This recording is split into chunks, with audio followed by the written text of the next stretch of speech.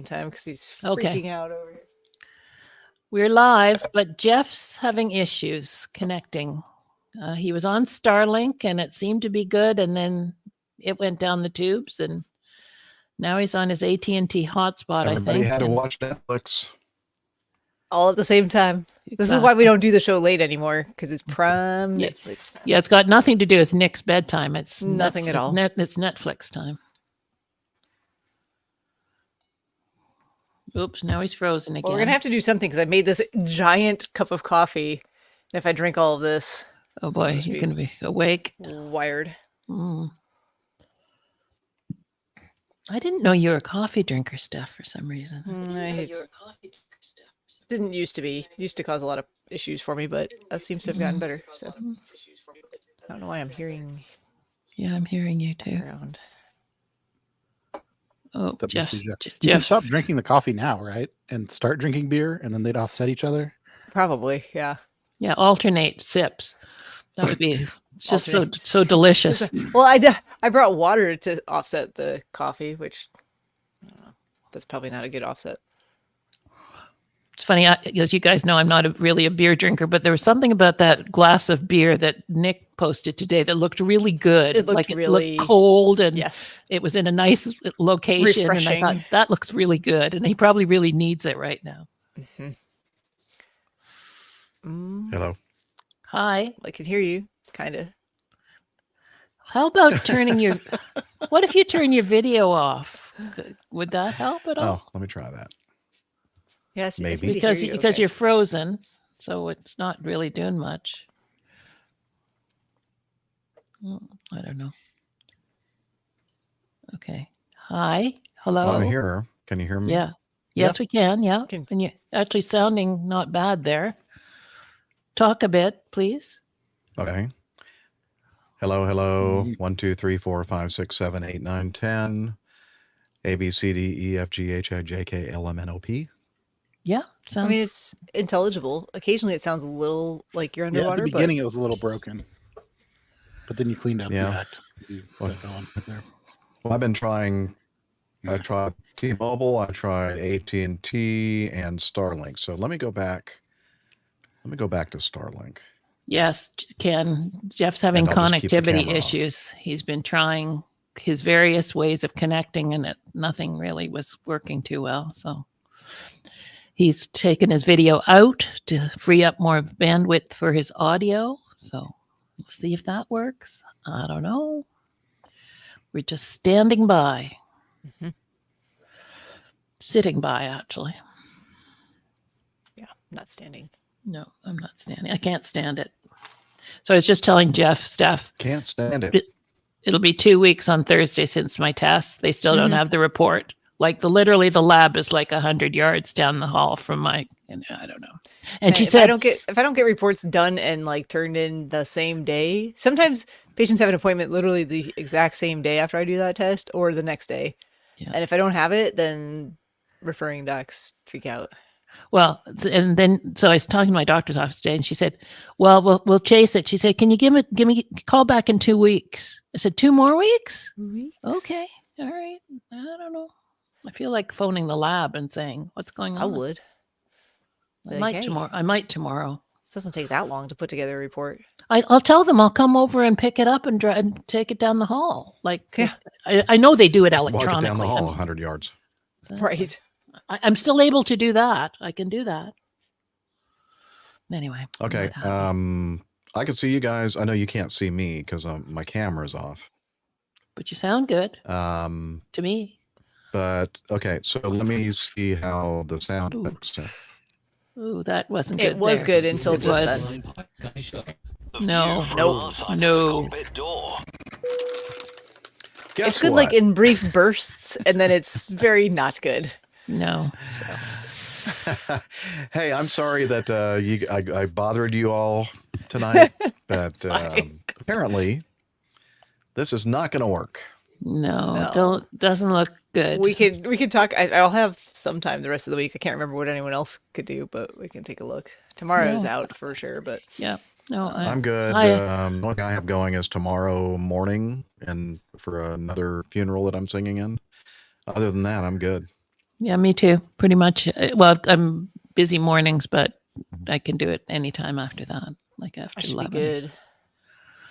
Tomorrow's Wednesday, so I can't do tomorrow. I think No. Wednesday and Friday Yep. have possibilities. Even the weekend a little bit for you mean me. Thursday? You mean Thursday and Friday? I'm sorry, Thursday and Friday. Right. Yeah, Okay. Thursday, yeah.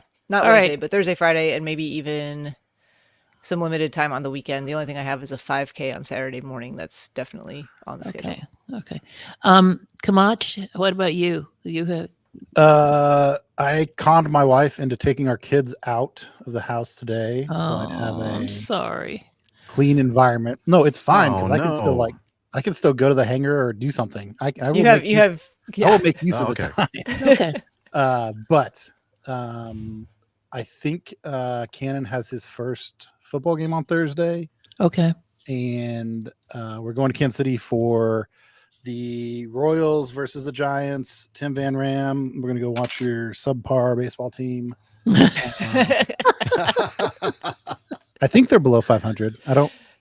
I haven't checked. They can't be Hey. as bad as the White Sox. or as bad as the Blue Jays. The Blue Jays are just god awful this year. The White Sox are literally They are on the pace worst. to be the worst team Yeah. in the history of baseball. Yeah, it's a good thing I'm a Cubs fan because I don't think I could stand it if I was a White Sox fan and a Panthers fan. It would just be unbearable this year. Anyway, Giants are not well this year. They need to Giants go to the doctor. Well, thank you, people in the chat room for showing up. We'll watch the social meets and we'll post something about when we're going to try this again. Jeff will hopefully go to church, not to pray, but to record, and we'll let you know. Yeah, I really Probably wouldn't hurt if really he prayed while he was attempted. there, though. Yeah, praying would help me. So maybe I should, but they say that the prayers of a righteous man are effective, and that's why it doesn't do me any good at all. Oh, okay. Pray, So yeah, they're gave not up long effective. ago. that makes sense. Yeah. So I actually moved. So I'm not actually in my campsite. I'm in a parking lot within the campground that has like an open view of the sky. It's like right next to the playground, which is closed, but it's a little parking area, and people are going by and going, what is this guy doing? That's not a campsite. But I thought this would be perfect. And when I first tested the Starlink, I was getting like 127 down and 40 up. And it does sound better now, but I just don't your have... voice is good, but just try playing an audio again. Just try playing one of your audios again. You're listening to the Airline Pilot Guy Show. The view from our side of the cockpit door. WAPG, it's the Airline Pilot Guy. Airline Pilot Guy, episode 632. How's that sound? Sounds good to me. Oh. What about you guys? Yeah, that sounded better. Try your video. Well, I don't even should I even try the video? Like tempting things. Yeah, I wouldn't push it. Who really needs to see him? No, yeah. I mean, who needs to see this? So you want to give it a shot? Well, And then- why don't we start and then just see? We can We can always start, and if it craps out again, then we have our answer. Yeah. Okay, what about, let's see if I did the video here. That should I was going to say, if he plays a video, is that going to... Let me see. Plays a Yeah, video that's a good point. Let's try, because we got a lot of videos to play. Oh, there it is. Kelly Tower, Frost 012 Heavy, good evening, 2000.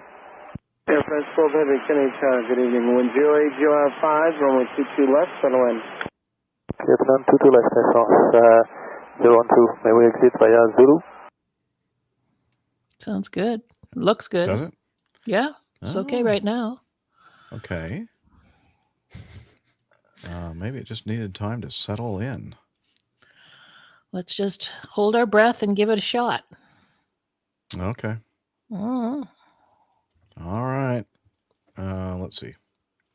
We'll go here and here. And I don't even have to worry about looking into the camera. No, it's great. Okay. You got your countdown? You got your recorder on. Have you got your recorder on? Oh, thank you for asking. I do now. Okay. And let me record over here on this one too. Okay. And let me go to the countdown. And where is it? Here it is. Y'all ready? Yep. Ready. Okay, fingers crossed. Yep.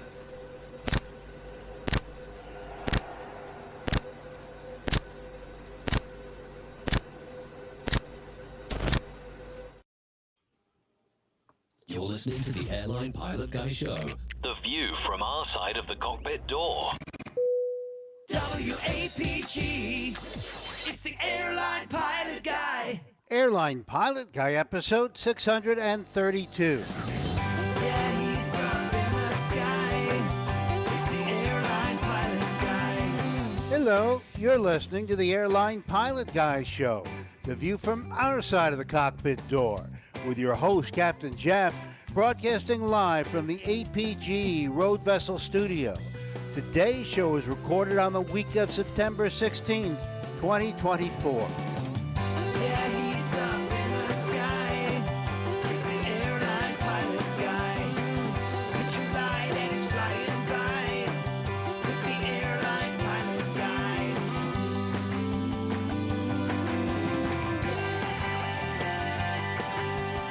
In today's episode, the final report on why a flight lost cabin pressure injuring passengers. And an Air France crew frustrates a JFK controller. Why is it taking you so long to exit the runway? Also ahead, more news and your feedback. So get all settled in. Tray tables and seat backs in the upright and locked positions. Electronic devices powered on. I'm Radio Roger, and Flight 632 is ready for pushback. Thank you, Radio Roger. He is an award-winning TV and radio reporter, currently at the #1 all-news station in the nation. 1010 wins on 92.3 FM in New York City. Welcome to the Airline Pilot Guy Show. It's an aviation podcast covering the latest in aviation news and answering your great feedback. I'm Captain Jeff, a former U.S. Air Force pilot and retired Delta Airlines captain. And joining me today from her lakeside studio in South, doctor, skydiver, marathon runner, IPA connoisseur, and commercial multi-engine instrument-rated backstabbing jumper dumper. It's Dr. Steph. Hey, Captain Jeff. I was going to say it's good to see you, but can't actually see you. More on that later. But it's good to hear Here, you. I'm waving my arms. I don't know why you can't see me. I'm imagining. It's going to be a great show. Looking forward to it. I'm looking forward to it. Thanks, Steph. All right. And also joining us from his home studio in the Air Capital, low and slow pilot A&P mechanic, old airplane enthusiast, and engineer in the aerospace and defense industry. It's Nick Camacho. Hey, Captain Jeff. Glad to be back. Glad that you're back with us. All right. And also joining us from her studio in Toronto, Ontario, Canada, retired financier and aviation enthusiast, spreadsheet master, and our producer, it's Liz Piper. Hi, everybody. Hi, Jeff. I know you're out there somewhere. You can hear my voice. Can you hear my voice from above? Yes, we can. Let's do some news. Okay, let's do the news.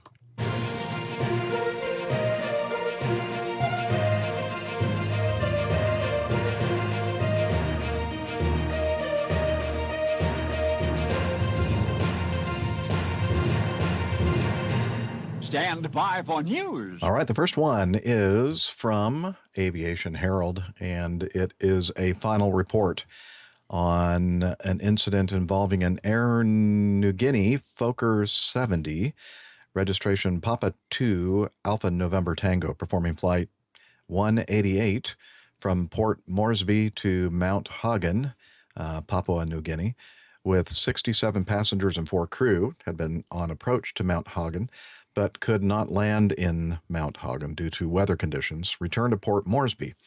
The aircraft climbed to flight level 310 en route, but suffered the loss of cabin pressure. The aircraft performed a relatively normal approach to Port Moresby, descending through 10,000 feet about 14 minutes after leaving flight level 310, landed on runway 14 left, around 2 hours and 10 minutes past their original departure. 4 passengers sustained serious and 18 passengers minor injuries. So I'm going to scroll down to the final report here to get all the details. And we can maybe learn something from it, or at least learn what happened here and why people were injured. Let's see here. Oh, I scrolled down too far. Just bear with me. To be fair, there's a lot in this. It's a lot of text, and it's not. There is a lot of text. It's the final report, right? I keep seeing the prelim, but not the final. Okay, here it is. I found it. Can you guys can still hear me? Mm-hmm. Yep. Okay. All right. On September 13th, 2024, the AIC released their final report, concluding the probable causes were organizational factors like multiple changes to flight crew roster and last-minute notification to crew resulted in task saturation and stress that prevented crew situational awareness and good crew resource management and decision-making on the day of the serious incident. This resulted in the oversight by the crew to set Port Moresby landing altitude in Mount Hagen. So, they had originally set it for Mount Hagen, but because they couldn't land there and they had to return to Port Moresby, apparently this airplane, you have to reset the landing airport altitude. You have to reset it. And they didn't do that. Operational and environmental conditions impacted the way crew conducted their operation. The flight, here's kind of the important thing, I think.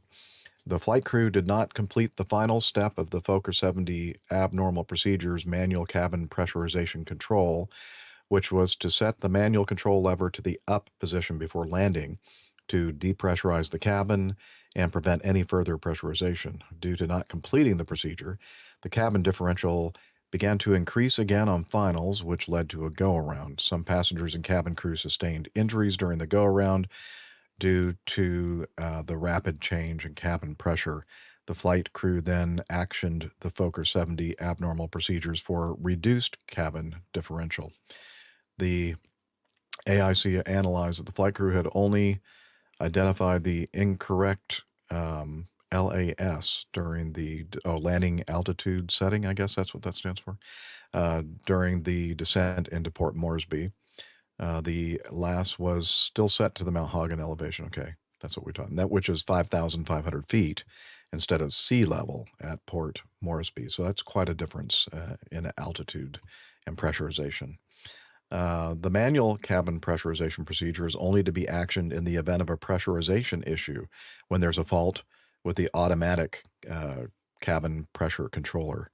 The AIC found that the execution of the manual cabin pressurization procedure was non-standard.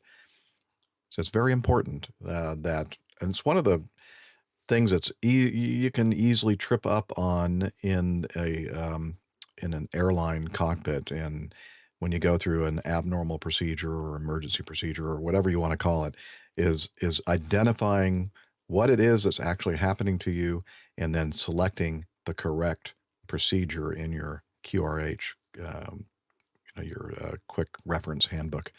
And if you choose the wrong one, you can end up making things even worse for yourselves and maybe even turning it into a multiple emergency procedure kind of situation. So they and hurting people, you're right. And so they didn't need to go. When I saw that they had chosen the manual cabin pressurization procedure, I thought, well, why? I mean, there's no reason. I mean, the automatic pressure controller was still working, just that they didn't put the right value in the altitude set window, landing altitude window. And so, yeah, right off the bat, they chose the wrong procedure. And again, the report basically says at the very beginning, probably the reason for choosing the wrong procedure was because of the fact that they were fatigued and they weren't making good decision making. So I guess. All right. So again, going back to here to the report, the manual mode should only be used in the case of the auto mode failures. And usually most of these airplanes have redundancy to auto pressurization controllers normally. So if one goes out, it switches to the, and you've heard us talk about pressurization issues before on the show. And in fact, it may have been spurred by this particular incident that we covered with their preliminary report. But anyway, let's get down to some of the things that the reason why blood was, just spurting out of their ears. Is that what was happening? I mean, that sounds a little dramatic. They actually didn't. There was no video, Steph, and well, I don't know. boring. There were no pictures or anything of all that, but yeah, I'm just imagining that's probably what it looked like. It's horrible. Anyway, let's see. From 10,000 feet, it would have taken the aircraft less than 5 minutes to touchdown if the descent was continued at that rate. So they were coming down, descending at a rate of more than 2,000 feet per minute. And was that the cabin altitude that was descending at a rate of 2,000 feet per minute? I think that was the air. Yeah, the I think it was the airplane. aircraft. Okay. It says if the crew opted to continue descent rate at 2,000 while allowing the automatic pressure controller to pressurize at 300 to 400 feet per minute. Right. So that, in other words, the airplane was going to win the contest of getting on the runway way before the automatic pressurization controller could get the thing down to sea level. So and that has to do with the wrong landing area altitude being selected. Yeah. Right. Okay. But then they did discover that it was wrong before they actually attempted that first landing. But there was not enough time for the autocontroller to do its job and depressurize the cabin from 5,500 feet to sea level. Yeah. So let's see here. It goes on to say that if the crew opted to continue the approach at a descent rate of 2,000 feet per minute while allowing the automatic pressure controller to pressurize the cabin at a rate of 300 to 400 feet per minute, the aircraft would have caught the cabin at about 3,000 feet. And as a result, the cabin would have suddenly depressurized via the outflow valves, causing discomfort and potentially injuring the passengers. Due to the time pressure that the crew were subjected to at the time, it was found that the crew decided to continue the approach to landing and at the same time pressurize the cabin from 5,500 to sea level with the intention of preventing further delay. The decision was then made to manually pressurize the cabin to sea level at a higher rate. On the initiation of the manual cabin pressurization procedure, the flight crew selected the manual function, moved the manual control lever to the down position, increased the rate of cabin pressurization by adjusting the control knob to a rate of 800 to 1,000 feet per minute. The cabin continued to pressurize manually at the increased rate as the aircraft continued to descend. Around this time, the passengers started to experience discomfort. This was a result of the increased rate of pressurization from 300 to 400 feet per minute to 800 to 1,000. The aircraft continued to descend at about 2,500 feet. The crew observed the cabin pressure indicating sea level. And here's where they made another crucial error. They subsequently moved the manual control lever from the down position to the mid position. This caused the outflow valve to maintain a static position to hold the cabin pressure at sea level. The crew then actioned the before landing procedure to configure the aircraft for landing. According to the Quick Reference Handbook, before landing, the manual control lever must be moved to the up position to prevent any further pressurization and to remove all residual pressure from the cabin to avoid a sudden depressurization on touchdown. The AIC found that the manual control lever was not moved to the up position after the aircraft was configured for landing. At approaching 1,000 feet on final, the crew observed the cabin differential indicator value increasing to 3 psi. Okay, that's significant. Should be reading close to 0 at this point. Since the reading was above the maximum value permitted for landing, the crew initiated a go-around. Applying full power significantly increased the rate of compressed bleed airflow to the cabin. However, with the outflow valve maintaining a static position to a pressurization rate of 800 to 1,000 feet per minute, the bleed air inflow rate caused the application of go-around. The bleed air inflow rate caused by the application of go-around power could not be complemented by the outflow valve to maintain the selected. So in other words, if they had gone to the up position, you take pressurization out of this whole picture. It's going to stay whatever the pressure of the actual pressure of the air the outside that the environment airplane's in. Yeah. The outside environment. Yeah, the outside environment. Yeah. And they would have been good to go if they had followed that step to go to the up position to kind of basically open that valve completely. Instead, they went to that mid position, which kept it partially closed for that pressurization descent rate of 800 to 1,000 feet per minute. And then they notice, oh, it's still, now it's pressurizing again. And then they poured the coals to it, and the engines, when they have increased RPM and increased thrust and increased flow of the bleed air, that's a lot of pressure going through the system. And then you got what happened there. It just popped everybody's ears. And so I don't know. That's enough for me. I feel weird talking here because we're doing the video here and nobody could see me because of my bandwidth, and so it's just kind of weird. They're just watching us listening to you. Yeah, I'm watching you guys just stare into space. Okay. Neil has a question. Are there recognized procedures for identifying fatigue? Can it be quantified? What do you guys think? I don't know about quantified. I think a lot of it is based on self-recognition, part of our, I'm safe checklist. Fatigue is one of those things that you're supposed to identify and recognize. It is subjective to a large extent. If you don't feel well, then shouldn't go flying. But there's a lot of external pressures there, I'm sure, for a lot of folks. Did you have anything specific that was like a detailed tool or a way to maybe address it if you recognized it in your fellow pilots, Jeff? I'd usually, I always carry with me the fatiguometer, and yes. Sorry, just place that. Very scientific. It's just like a little small prick into barely any pain. No problem. It's a little like a pin prick into your skin, and it's just a little bit. We don't have any. You just have to be in tune with the person that you're flying with. If you had flown with them before, and you know what their normal, existence is, and the way they normally behave and that kind of thing. But no, you just have to have a sense for, things are, the decisions that this crew member is making are not very clever, and maybe I need to do a little bit more, I was trying not to say that word, Liz. Well, did you ever? I guess here's a better question along those lines. Did you ever confront sounds very accusatory, but yeah, sounds very confrontational. But did you ever bring it up or have to discuss it with anyone that you were flying with? No. Yeah. Never had to.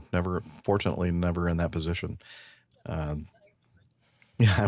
was half asleep most of the time myself. So really the way notice. this is worded, I think it mentioned fatigue further down, but the final report, like the actual bullet point in the final report, says organizational factors like multiple changes to flight crew roster and last minute notification to crew resulted in task saturation and stress that prevented the crew situational awareness and good crew resource management and decision making on the day of the serious incident.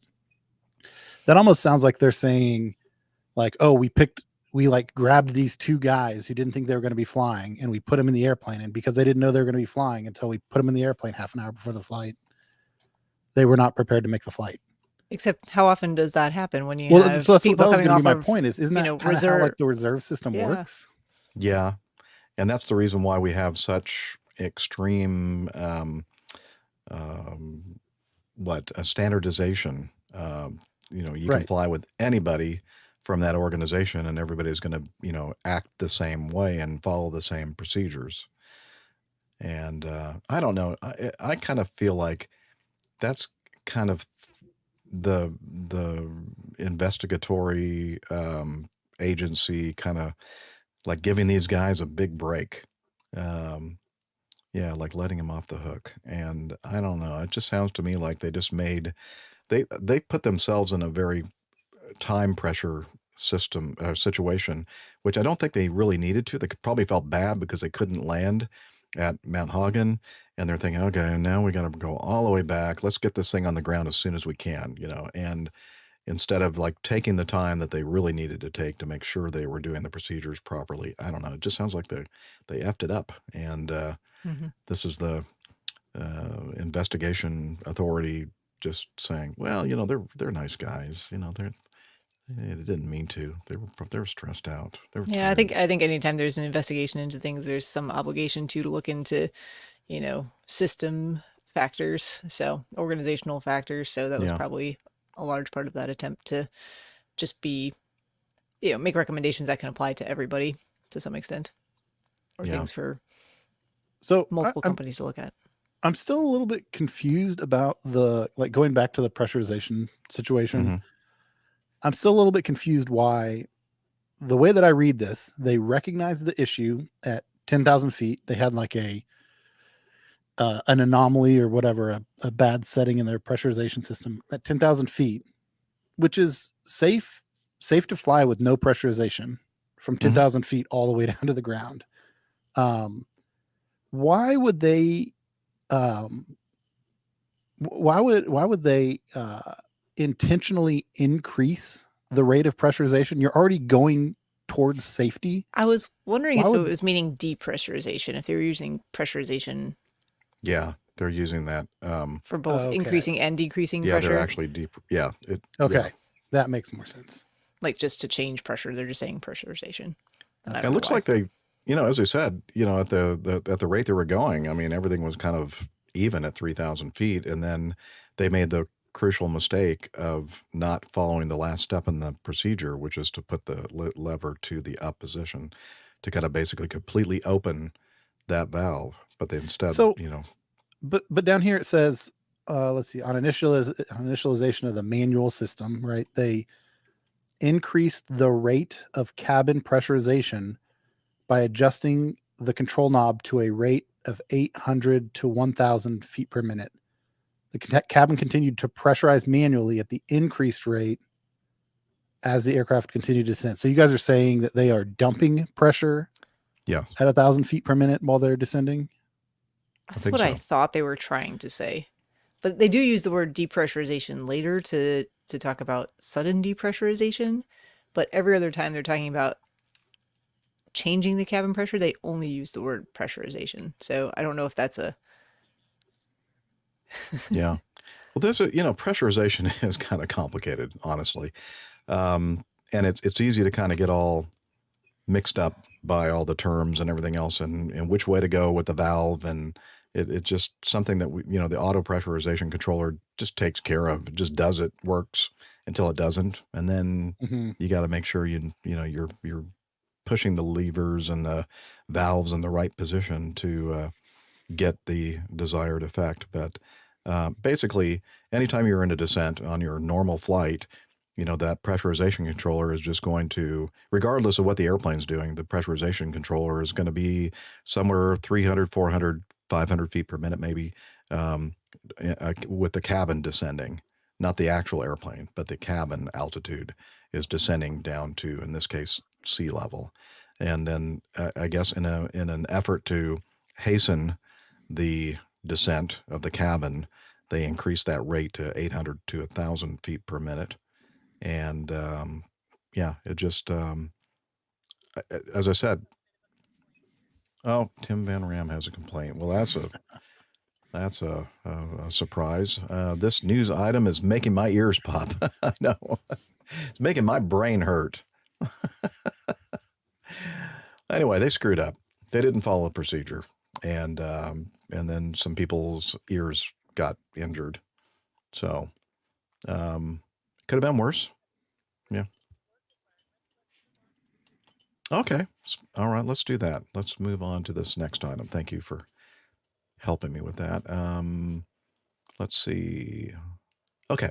We have some video, and fingers crossed, we'll be able to watch and listen to it. Here we go. From, what is this thing called? Real ATC. Is that right? Yeah. Using liveatc.net audio. New York City, JFK. Kennedy Tower, France 012 Heavy, good evening, 2000. Air France 12 Heavy, Kennedy Tower, good evening. Wind 080 runway 22 left, settle in. Vietnam 22 left, Air France 012, may we exit via Zulu?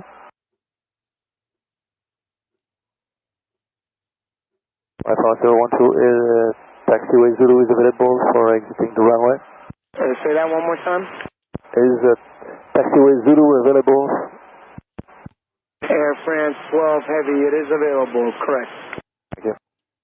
Okay, so Air France is coming, flying all night over the Atlantic, assigned 22 left for landing. Taxiway Zulu is at the very end of runway 22 left. And I think that they're thinking that this is going to help them with their taxiing in tasks after they land. So they ask for permission to use Zulu, which should give the controller, the idea that, okay, let's make sure that we have enough spacing with the airplane that is behind them.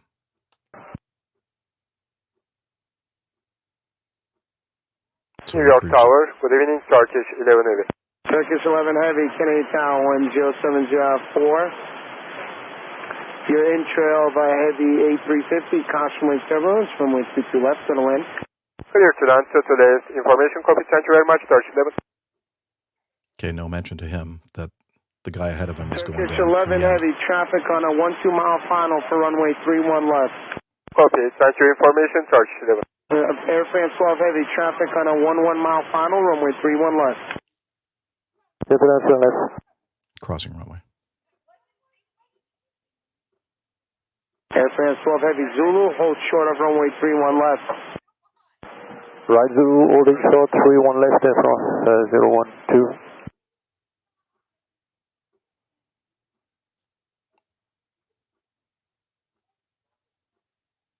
Turkish 11 Heavy, go around, please. Go ahead on, Turkish 11 Heavy. Air France 12 Heavy. Heavy, go ahead. Why is it taking you so long to exit the runway? Please exit the runway and hold short of 31 left at Zulu, Air France 12 Heavy. Yes, we exit the runway, holding short, 31 left. Turkish 11 Heavy, I'm so sorry about that. Fly heading 180 and maintain 2,000 feet. Maintain 2,000 feet, heading 180, Turkish 11. And then they have the traffic on the runway, then crossing runways as well, that he's going to have to sort out. Turkish 11 Heavy, yes. And traffic off your left-hand side is a 747 on a 4 mile final. You're going to outclimb them, but expedite your climb, please. Expediting climb and heading 180, climbing 2,000, Turkish 11. Southwest 8012 Heavy, traffic off your left-hand side 3 miles away. It's no factor, climbing at about 1,800. Copy, Southwest 112 Heavy, 3 miles final, 31 left. Are we clear to land? You are clear to land, yes sir, 31 left, you're clear to land, Southwest 8142 Heavy. Clear to land, 8112 Heavy. Air France 12 Heavy. 12 Heavy, go ahead. Possible pilot deviation, advise when you're ready to copy down a number. Okay, stand by. Turkish 11 Heavy, contact New York approach on 125.7, they'll resequence you back in. 1257, Turkish 11 Heavy. Right, copy, Air France 012 Heavy. Air France 12 Heavy, cross runway 31 left at Zulu, left on Julius, and hold short of runway 22 right. Zulu left on Juliet, holding short to right, Air France 012 Heavy. Air France 12 Heavy, cross runway 22 right, Juliet, traffic holds in position, straight on Alpha, remain this frequency. Crossing to the right, Juliet on Alpha, remain on the frequency, Air France 012 Heavy.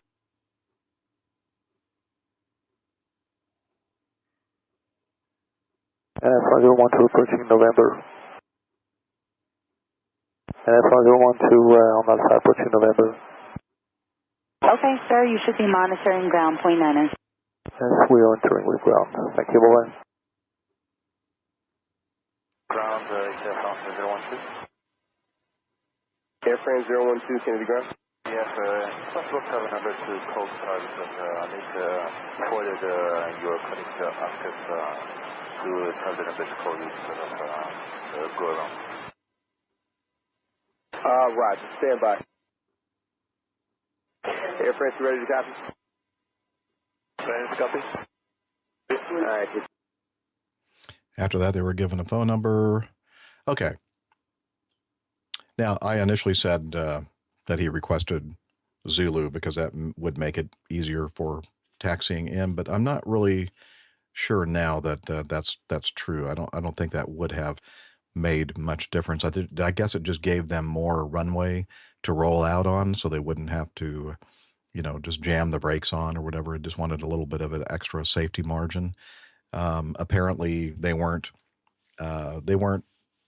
clearing the runway as quickly as the tower controller had hoped or expected them to. And that, of course, necessitated the go around by the Turkish airplane or flight behind them. And when I was listening to this, I'm thinking, well, I'm not sure it would have made any difference, but if they had told the Turkish flight behind them when he was giving them the clearance for landing, just to kind of give him a heads up, because he may not have been on the frequency, before that time to know that the Air France Flight 12 was given permission to roll all the way to the end of the runway. I mean, if I know that is going to occur with the airplane preceding me, I would probably, try to slow to my approach speed a little bit earlier than normal if I could, if I weren't already at my final approach speed. But I think, honestly, I think that there was no violation here, pilot deviation, because I don't think he did anything wrong. I mean, he was given clearance to roll to the end and use taxiway Zulu. He did that. There wasn't anything that he actually did procedurally wrong. It just took a little bit longer than the tower controller was expecting, and maybe the tower controller was a little irritated by that, and so then he threw out the pilot deviation kind of threat. I don't know. Yeah, what do you guys I can think of a lot. I can think of a lot of reasons why it might take you an extra moment just to clear the runway. Do you remember did it say what time of day this was? Like, was it? I think it was late, like early in the morning, like 2 o'clock in the morning or something. I think. Gosh, yeah. I don't know. So I can think of a lot of reasons why it might take you a minute longer just to verify, make sure they know they're going all the way to the end. But yeah, okay, maybe it's an unfamiliar environment, or they haven't been to that airport for a while for those pilots. Just verifying that you're at the right place where you're supposed to be going, giving a hold short instruction. Okay, where is this runway? Make sure that once we vacate the runway, that we're holding short of where we're supposed to be holding short. I mean, it didn't sound like they didn't do anything that was against the instructions that they were given, which in my mind is what a violation is. Mm-hmm. And the other thing is that technically, let's say that he didn't pre-coordinate for this, plan to exit the runway at the very end, taxiway Zulu. They could have done that even without asking. It was not like they necessarily need permission to use that last taxiway. And in fact, they're actually being very polite, like saying, hey, we would like to go all the way to the end of the runway. Is that okay? Or is that available for, I think if the controller had said it's not available, they would have had an alternate plan of where to exit the runway. Or and the other thing, said, unable to land this runway, can we get a different runway assignment? They were using 3-1 left as well. Yes. Which is a very long runway. The 2-2s are shorter than 3-1s. Yeah, the 2-2s, that runway is, I mean, it's an 8,500 foot runway. Mm-hmm. But when you look at the diagram, it's the shortest runway there. Yeah, it is. You're right. So that was probably the reason why they thought, we've been flying all night. As Steph said, maybe they haven't been at Kennedy in a while. Let's just, plan on using the whole runway here. And that's going to be a safer operation for us. And not only that, let's give the guy a heads up. That's what we're planning on doing. And I was going to say the other thing that I wanted to make a point about is that when you're on the runway and you're in the rollout phase, not that it didn't really happen here, but sometimes they'll give you instructions, taxiing off the runway kind of instruction. And there is no requirement, at least in the U.S., for us to even acknowledge that instruction, because it's just you're pretty busy. You're busy. Your hands are full when you're rolling out. Time. Uh-oh, am I? No, you can still hear me? Can you hear me okay? I think I just talked over you, but that was no. I fault, thought I heard somebody saying that like there was a problem or whatever. Okay. Yeah. So this is not the time to, I mean, usually we try to respond to an instruction during the landing rollout, but it's not a requirement. You can just not say a thing because, again, you're kind of busy slowing the airplane down and, getting it to a safe taxi speed and that kind of thing. Yes. Unless you're given specific instructions by the tower controller, use taxiway, blah, blah, blah for exit. But even that hardly ever happens. They might ask you, like, could you plan on using whatever that previous high-speed taxiway is? If you feel like you can do it safely, then most of us will do our best to decelerate and exit the runway at this point, at whatever point that the tower controller is requesting. But it's not a requirement unless you're in like land and hold short operations, which is not the case in this particular situation. So, and I'm just going to take a guess here, Jeff, that this might be one of the most common reasons that you ever actually executed a go around during your career, is that the traffic in front of you did not clear in a timely fashion. Almost every one was because of that. So it happens all the time. Yep.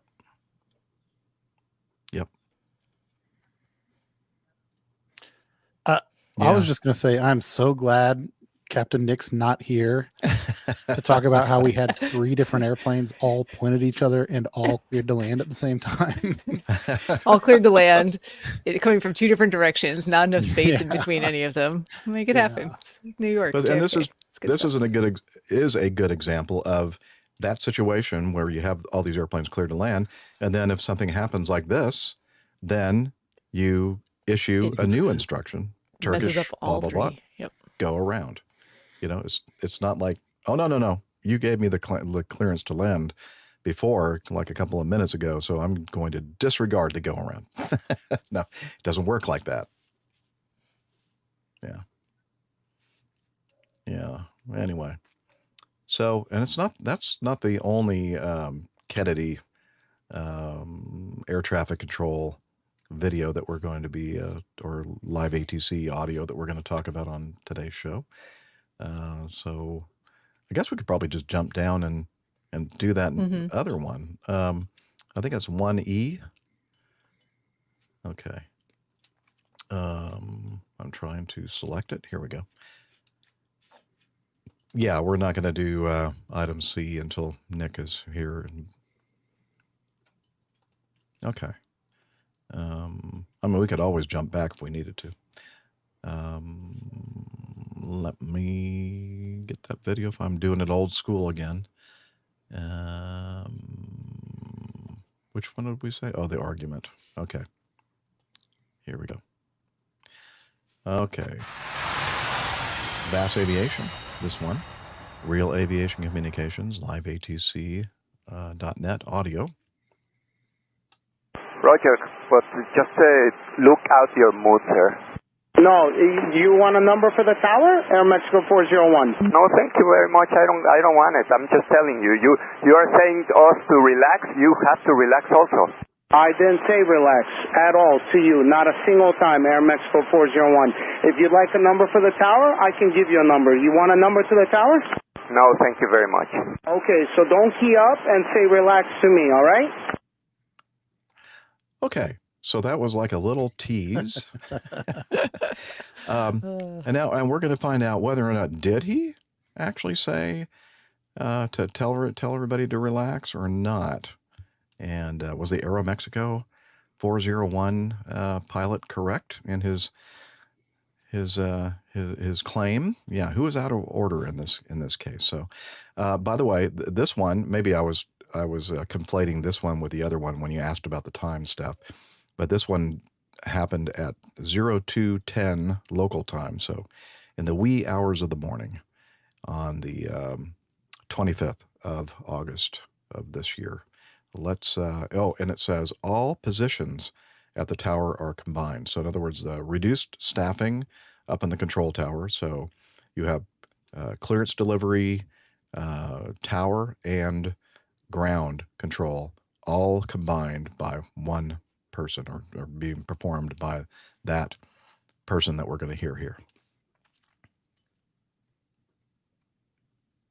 And Jumbo 2202, do you know where you're parking tonight? Is it T4 or T5? It's T5. It's going to be at Block Century. Good. Tower Cafe 843 Heavy. Just confirming that's up. Echo to the holding point 22 right. Charlie and Echo, yes. Charlie Echo, thanks. Cafe 843.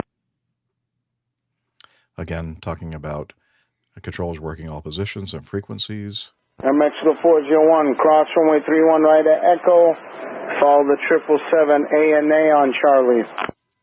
Okay, cross runway 13 right on Echo and follow the heavy on Charlie Mexico 401. It's not 13 right, it's 31 right or 13 left. You say 13 right, it's 13 left, okay. No, you said 13 right. I said cross 31 right, Air Mexico 401. In this case, he's correct. He did say that. Okay, 31 right or 13 left, Air Mexico 401. Okay, I'm imagining myself in Mexico City, and they're speaking Spanish, telling me all these instructions, and I have to read it back in Spanish, and I'm thinking, okay, game over. There's no way I could do that. Cebu 2202, cross runway 22 right at Hotel right on Bravo to the ramp with me. Clear to cross 22 right, Hotel right, Bravo, safety 2202. Cathay 3296 Heavy, cross 22 right, straight on Alpha to your ramp with me. Thank you, cross 22 right, Juliet, straight on Alpha with you, Cathay 3296 Heavy. Copa 807, are you ready for your clearance? Go ahead, Copa 807. Yes, please pay attention, because if you don't get it, then it's going to be a while until I get back to you, all right? You're clear to Mike Papa Tango Oscar Airport via the Kennedy 5 departure. Okay, Gateway climb. 3.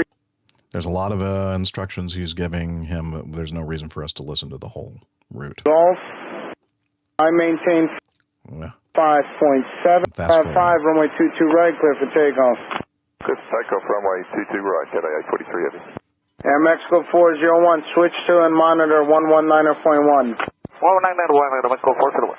And Copa 807, you can go ahead with your readback. Okay, we're clear for Mike Papa Tango Oscar via Kennedy 5 Gardena to 5.7, the squad code 1137. Almost. It's not direct Robbinsville. It's radar vectors Robbinsville. Copa 807, return to this frequency when you're ready to taxi. Copa 4, Copa 807. You understand it's not direct. It's radar vectors Robbinsville, right? Radar vectors to Robbinsville. All right, good. JFK ground, Delta maintenance 661. Delta maintenance, switch to 119.1. Make your request there. So JFK ground, Delta maintenance 661. Delta maintenance 661, Kennedy Tower. If you're at Quebec over there, you could proceed on to runway 13 right at Papa Foxtrot, and Papa Foxtrot between Papa Alpha is yours. kind of non-standard terminology. Copy that. Proceed right to Quebec. Papa. No. Can you repeat that? Papa Foxtrot and Papa Foxtrot between Papa Alpha on 13 right is approved. Proceed Papa Alpha, Papa Foxtrot between Papa Alpha. No. Not quite. No. Kennedy Ground. Yeah, I think he just gave up on him there.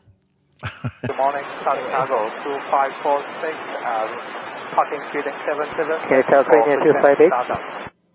Yes. We set CPDRC log on for the clearance, but no reply. Request ATC clearance by voice. Say again, please, Southern Cargo 2546. Two different frequencies. Southern Cargo, it's not for you. I have all the frequencies combined, so everybody just relax, okay? Okay. Oh, everybody just relax, okay? Korean that's calling. You're calling early, like every night. I have nothing for you. No flight plan. Roger. Korean 258. Every day. On 159 heavy, caution wake turbulence, wind 240 runway 22 right, clear for takeoff. Runway 22 right, cleared for takeoff on 4159 heavy. I'm out of here. Cargo 2546 heavy, switch to 119.1, and you need to say what taxiway you're exiting out of, and if you have the information, not just your call sign. Information Foxtrot, 19-1. Which is the same. Kennedy Tower, good morning. Southern Cargo 2546 heavy, parking building 77 with information Foxtrot, ready for pushback and startup. Southern Cargo, push and start your discretion. It's a non-movement area. You don't have to call for that. Okay, Roger. On discretion, Southern Cargo 2546 heavy. JFK ground, Delta maintenance 661. Yeah, we're still confused over here. Delta maintenance, Kennedy Tower. 661 here on Quebec, holy short of Quebec 1. Requesting instructions to taxi to You already gave them. 13. Like twice. 13 right. Between Papa Alpha and Papa Charlie. Yep, I already gave you those instructions like 3 times. Turn right at Papa Foxtrot, enter runway 13 right, and you could use 13 right from Papa Fox to Papa Alpha. Copy that. Papa Fox to 13 right. Continue to Papa Alpha. Delta maintenance 61. Air Mexico 401, wind 230 at 7, caution wake turbulence, runway 22 right, clear for takeoff. And we'll wait 1 minute just for caution, and I'll make call 401. Okay, Air Mexico 401, cancel your instructions, hold short at 22 right. For future reference, you have to let me know before you get to the runway, okay? We only use 5 miles, and the aircraft is already 5 miles away, and the runway's 2 miles long. That's 7 miles. Hello, sir. This is the captain of the Air Mexico. Uh-oh. I think you are the one that have to relax because you are with a very bad mood with everybody. And we're going to wait 2 more minutes because it's a heavy. I don't care if it's 5 miles or something. We're going to wait 2 more minutes. Air Mexico 401, that is your prerogative, but you have to let the ground controller know, in that case me, before you're at the runway, okay? Roger, but just look out your mood, sir. No, you want a number for the tower? Air Mexico 401. No, thank you very much. I don't want it. I'm just telling you. You are saying to us to relax. You have to relax also. I didn't say relax at all to you, not a single time, Air Mexico 401. If you'd like a number for the tower, I can give you a number. You want a number to the tower? No, thank you very much. Okay, so don't key up and say relax to me, all right? Okay. You want to take it outside?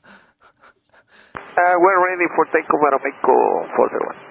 Mexico 401, stand by. Standing by. 401. Standing by. Queen 258 heavy. Yes. Do you have a flight plan? No, nothing yet. Leave me alone. All right. Literally 4 minutes after the Air Mexico is ready for takeoff. Air Mexico 401, wind 230 at 6, runway 22 right, clear for takeoff. Clear for takeoff, runway 22 right. At Mexico 401. Okay. I think that was it. Wow. That deserves a wow. You think those guys get performance reviews? I feel What's like that guy may have like not done anything wrong by the letter of the law, but there were like 10 times where he could have just been like, just nice. I'm not going to respond because I don't need to. Yeah. And instead he was like, I'm going to turn up the heat. Yep. Well, that's Kennedy, man. That's just what. That's what and that's they what do. I'm saying. That's It how feels they're like trained everyone there. there has that attitude. I know.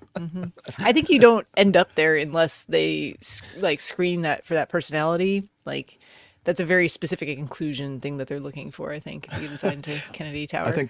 I think like all the tower locations across the country, like when they get somebody like that has that kind of attitude. Oh man, yeah, I'm gonna You put gotta you go in to Kennedy. Special file. Neil and our live audience, I hope Nick is listening and sends feedback. Yeah. Wow. So I think a good counter to that, and maybe someone will jump in and correct me if I'm just wrong about this, or if I just caught someone just on a better day than perhaps this guy was having. But Chicago ground reminds me a lot of that. Like if I'm on an airplane there, I'll tune in and listen, and it's super chaotic, but it seems a lot more Midwestern friendly than, like New York snarky. So I don't know, just interesting to note the differences.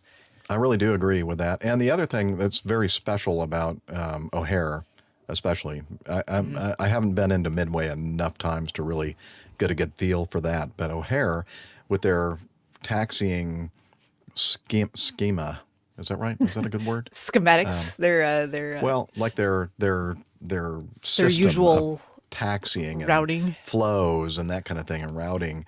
It's kind of in either a clockwise or a counterclockwise flow. And it's interesting because there is so much ground traffic going on and so many radio calls and everything else, where it's one of those places where you just kind of start taxiing, and I get the impression they don't care as long as you're moving and not talking to them. Yes. Is and you just the impression I got sure, the last time I listened. Yeah, you got to listen up.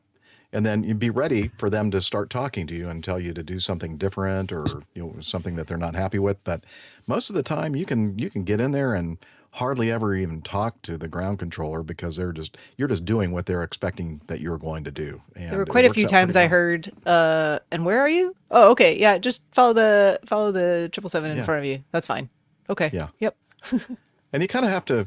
You have to kind of, keep your eyes out and ears open, and kind of sense what's happening. And then when you're approaching like a ramp entrance or exit, you're looking at this airplane going, I don't know if they are going to like go out in front of us or not. So you're like ready in case that does happen.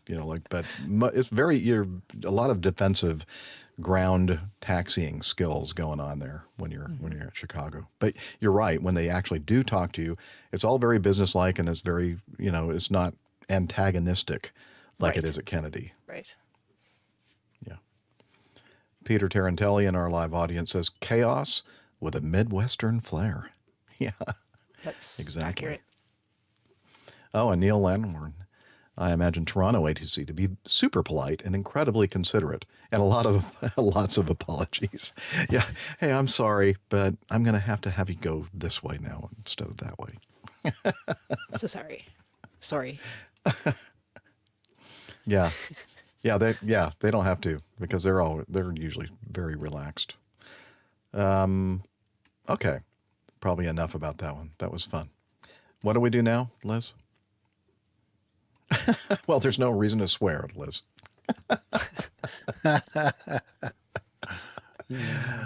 Okay. Another video. Yay. Okay. Oh, this is an interesting one. Another ground operation issue. Yes. And and some miscommunication or faulty communication or something. And another case where the tower, they're using ground control frequency to cross airplanes over or on an active runway, which you know how we feel about that here. That's not a good idea. Yeah. And we're going to see why here. Let's see, which one is it? F. It's F and G. No, it's F. And then we'll do G. All right. All right, you can throw it up there, Liz. Another Bass Aviation video. Real aviation communications from liveatc.net. Alaska 369, National Tower, runway 13, line up away, traffic landing, runway 20 left. 13, line up away, left. Okay. Lining up. Southwest 1045, turn right heading 275, runway 20 center, so take off. Right turn 275, 20 center, take off, Southwest 1045. Alaska 369, turn right heading 260, runway 13, clear for takeoff. Right turn 260, clear for takeoff, 13, Alaska. Everything seems normal. And Nashville Tower, shuttle 6309, with you 20 right. There, shuttle 6309, Nashville Tower, runway 20 right, cleared to land, wind 1107, traffic departing runway 13. Air clear to land 20 right, shuttle 6309. Thank you. Okay, and it says here, we don't hear it because the live ATC network is not recording ground control at Nashville, so we don't have the recordings of this. But the FAA says, quote, Southwest Airlines 2029 was cleared to cross the runway at the end. I'm not sure if that's correct or not, but that's what they say here. No communication found on the ground frequency. Okay, so here we go. Play.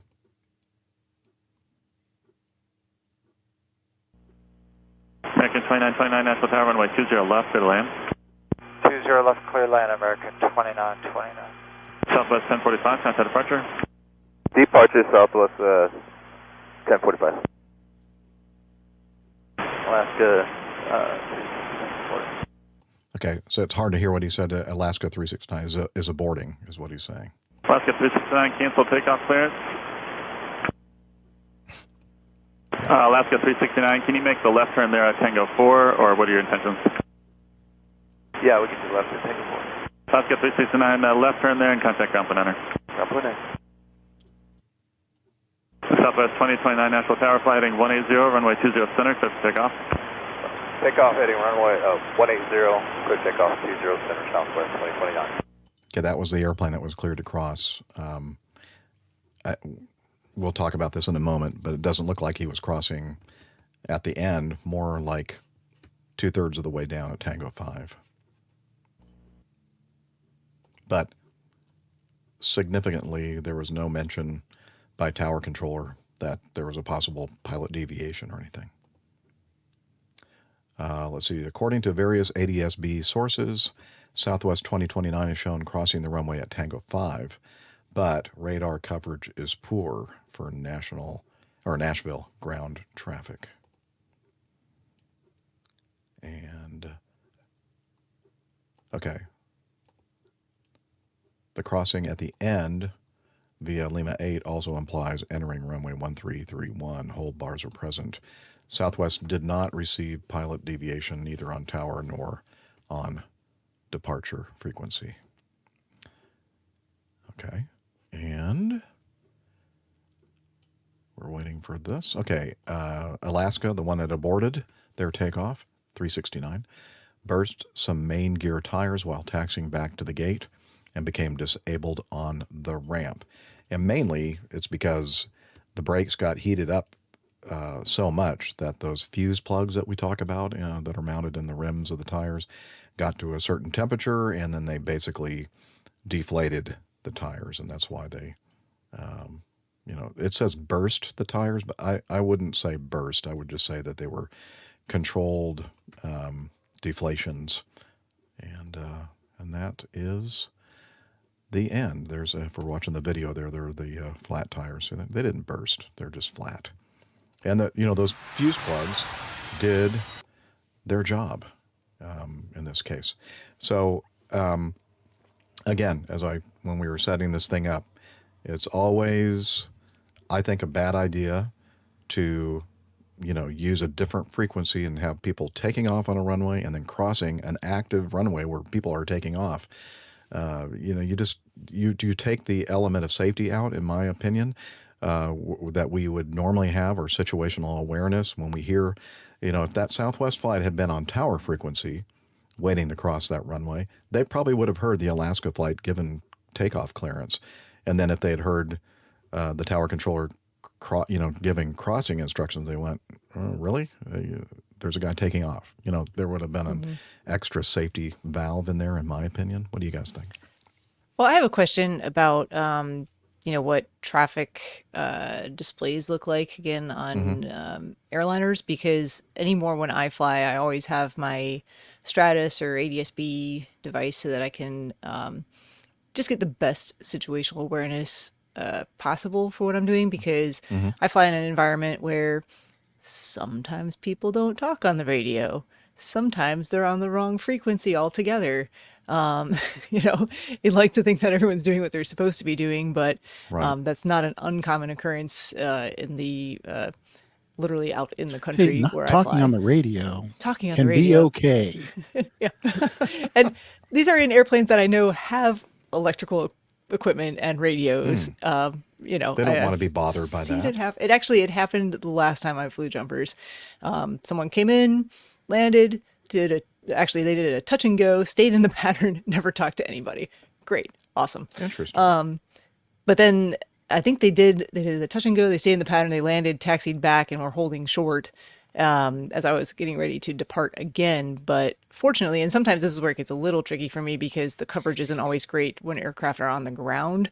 It's just harder for the Stratus or ADS-B device to pick that up sometimes, but I could see them there. So I knew they were still there, and I wanted to make very sure I knew what their intentions were because we were on crossing runways for departure. But that's what I'm always looking at that when I'm in the, closer to the ground environment. And even when I'm, at higher altitudes, because it's a busy, the airspace is actually pretty busy where I fly, and I just like to have as much of that information as possible because I know I'm not always on the same frequency as the traffic that might be around me. And I'm just wondering what that looks like for airliners, if they have access to that type of information on displays. That's first of all superior airmanship on your part. I mean, that's what that's the definition of airmanship, to try to really honestly using all the tools that you have available, and so that you can get your situational awareness up to the maximum extent. Mm-hmm. It may not prevent and you have to recognize too that there's limitations to it, right? Like it's not always 100% complete information, but at least it's another layer, in addition to your eyeballs and your earballs, like what you're listening to and what you're seeing, just to add more layers of confidence that you've got all the information that you need. So we have a TCAS system with a TCAS display, and it would be active, switched on, either right before takeoff or, given clearance for takeoff. But we're, usually we have that thing on, toward the end of our taxi as we are approaching the runway, so we can kind of get an assessment, or most of us who are using good airmanship or scanning the TCAS display and looking what the situation is as far as airplanes on final and the general environment of the aerodrome. And as far as it being sufficiently granular to discern that little indication or symbol on your TCAS accurately depicting somebody crossing your runway, it's not quite, in my opinion, that granular or that accurate. It could be somebody that's just taxiing out on a parallel taxiway. And, as I said, it's the main use for TCAS anyway. I'm not sure about ADS-B, but TCAS, the way it's set up, it's super accurate with altitude. And it uses our escape maneuvers when we get a resolution advisory is vertical. It's not going to give you any kind of a steering command at all. It's all up or down or maintain your altitude. So it's very, very accurate when it comes to altitude, but when it comes to angular display, it doesn't have to be as accurate. So to answer your question, I guess, I'm not sure that we'd be able to see, looking at our TCAS display, that somebody is crossing our runway. And honestly, you're starting your takeoff, and then there are some scans that are going on inside the cockpit, but the TCAS display is, I don't believe, one of those scans. It's not. You're looking. I was actually wondering more about the crossing Southwest flight. I mean, certainly, if that's something that they can see, okay, so or I was thinking of the other way around with the Alaska flight, but good point. Well, that definitely should be something, especially if you're crossing a runway that you think or know somebody might be taking off on. You certainly want to, I would be looking at the TCAS display to see if anybody was on final. I would be thinking landing traffic, not traffic taking off, because who in their right mind would give you a clearance to cross a runway with somebody taking off? Although that has happened quite a bit in recent time. Yes. So I'm just curious. I just didn't know how, and like you said, it may be that information's not, granular enough or not. I think in this case, detailed enough to know. I think it would be granular and detailed enough for the Southwest flight about to cross that runway to look at that display. But, you know, honestly, at this point in their taxiing out, they may not already have the TCAS It might not be system on. set to display. Got it. At that point. It might be a little bit further down in their taxi as they approach their runway before they actually turn that display on. So there's probably a good possibility that they don't even have the TCAS on at this point. Mm-hmm. They do have their Mode S transponder on to give ground control that information. But as far as there's another click that you go to TARA. That setting before takeoff. That's usually part of your before takeoff checklist. So they may not have gotten to that checklist yet. So they're in the initial stage of taxiing out to runway 20 center. So in this case, you're using your ears, although that didn't help in this situation because they didn't hear the clearance from tower because they're on ground control frequency. Mm-hmm. And use your eyeballs. And that's when it's extremely important. Anytime you cross any kind of an active runway, that you look both directions, like, before you cross the street, look left, look right, really, make sure that somebody is not about to run you over. And in fact, a lot of times I would say exactly that. Doesn't look like anybody is trying to run us over or land on top of us or something to that effect. That's not the official script, but that's usually what I said. And because I feel like I'm a kid, trying to cross a busy street. But I feel like if you say it that way, standardization is good, but that gets the attention of the person that you're also flying with to maybe look out the window also and make sure, double check. Yeah, or say, hey, Bob, look over there. Anybody trying to run us over? In other words, we need to really make sure that it's safe to cross the street. And I don't know, maybe they were, somewhat heads down, or maybe they just didn't. Maybe they did look, but I don't know. Maybe the curvature of the runway. I'm trying to remember exactly what 13 is. I don't know if it's perfectly flat. There might be like a rise in the runway elevation that kind of prevents you from seeing, that first part of runway 13. That could be a factor. Where they are crossing, perhaps their line of sight is not sufficient to see the Alaska flight going down the runway. I don't know. I don't remember if that's the case for the situation. But again, if you were using the same frequency, there's a really good chance that somebody would have heard the other aircraft either given takeoff instructions or crossing instructions. And the Alaska crew did a great job by saying, "Hey, is that guy crossing? Yeah, that guy's crossing. Okay, abort." And really jammed on I saw some comments from some passengers that said, "Oh yeah, that guy just really got on the brakes. I mean, really jammed those brakes on." And of course, that I don't know exactly what speed they reached, but I think it was in the high speed realm. And it doesn't take a lot of speed to get the brake energy up high enough to cause those. The comments in the article, it actually said about 100 knots. 100 knots. This says Reuters says 104 knots. Mm-hmm. Okay. All right. So that's clearly in the high speed realm of your takeoff. And so it sounds like the Alaska crew. It sounds like all the flight crews did exactly what they were supposed to do, and they reacted in the proper way. It sounds to me like there was some kind of coordination issue with the tower controller and the ground controller. Mm-hmm. So I have a question. The FAA had the comment that said, the Southwest was cleared to cross the runway at the end, which it did not look like they did. But I was looking at the diagram for this airport, and it looks like it has a displace threshold, and the end is taxiway Lima 8. So if you are crossing at the end, hold it there, right there, like the 4 o'clock point on Steph's phone, would that timing have worked out even if they were off of the usable surface, Jeff? Wouldn't that timing still have been kind of weird? Yeah, I think so. And it's not one of those.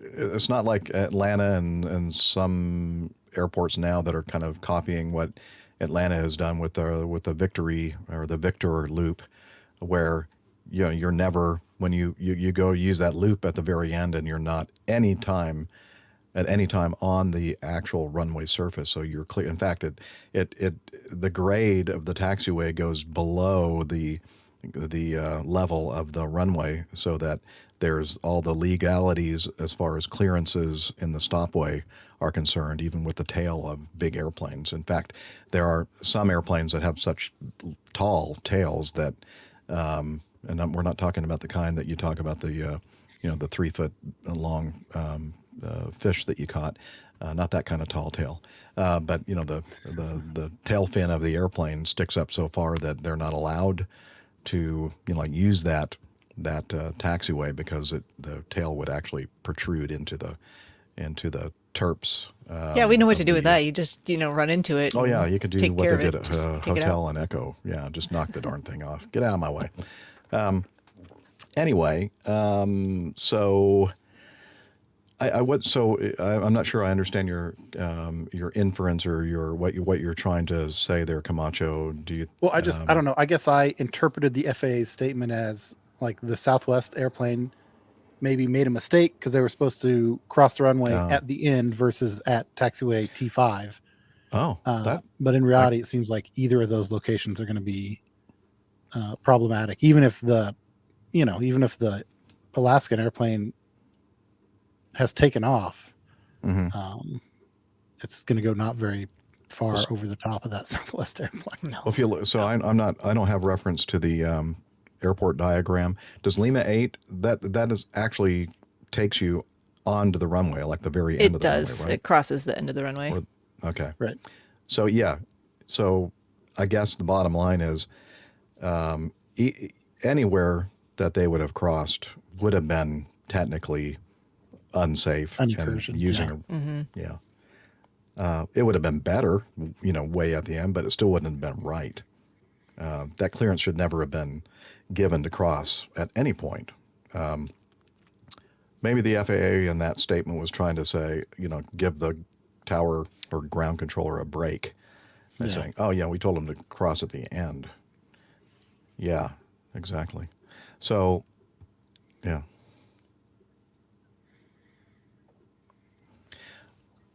Well, Liz, she's asking if she thinks that these Southwest guys. Now, and again, let's be clear here. It doesn't sound like to us, based on the information that we have at this point, that the Southwest flight or pilots did anything incorrect in this situation. However, there have been several high-profile events involving Southwest Airlines in the last, year or two, especially recently with 6 months, I would low say. altitude. Pardon me? I said even within the last 6 months, I would say. Mm-hmm. Yeah. So I saw this on airguide.info. Southwest Airlines is implementing a new mandate requiring all of its nearly 11,000 pilots to undergo additional training following a series of recent safety incidents. This comprehensive day-long training will commence in November and extend into 2025. The airline's decision comes in response to several high-profile safety events that have raised concerns. Recent incidents include a Southwest Boeing 737-8 coming dangerously close to the Pacific Ocean near Lihue when they were performing a go-around or a missed approach. 2 separate flights receiving low-altitude alerts while descending over Oklahoma City and Tampa, respectively. Another troubling event involving a Southwest flight departing from a closed runway in Portland, Maine. The additional training sessions will be held at Southwest's Dallas headquarters and are designed to address these safety issues. According to a company memo cited by Bloomberg, the training will focus on analyzing specific events and enhancing crew coordination to better manage risks. Southwest acknowledges the recent spike in safety incidents and is committed to improving the operational safety. The airline emphasized that significant efforts are underway to address these concerns and enhance overall safety practices. In addition to Southwest's internal measures, the FAA is conducting a safety audit of the carrier, mirroring the scrutiny faced by United Airlines earlier this year.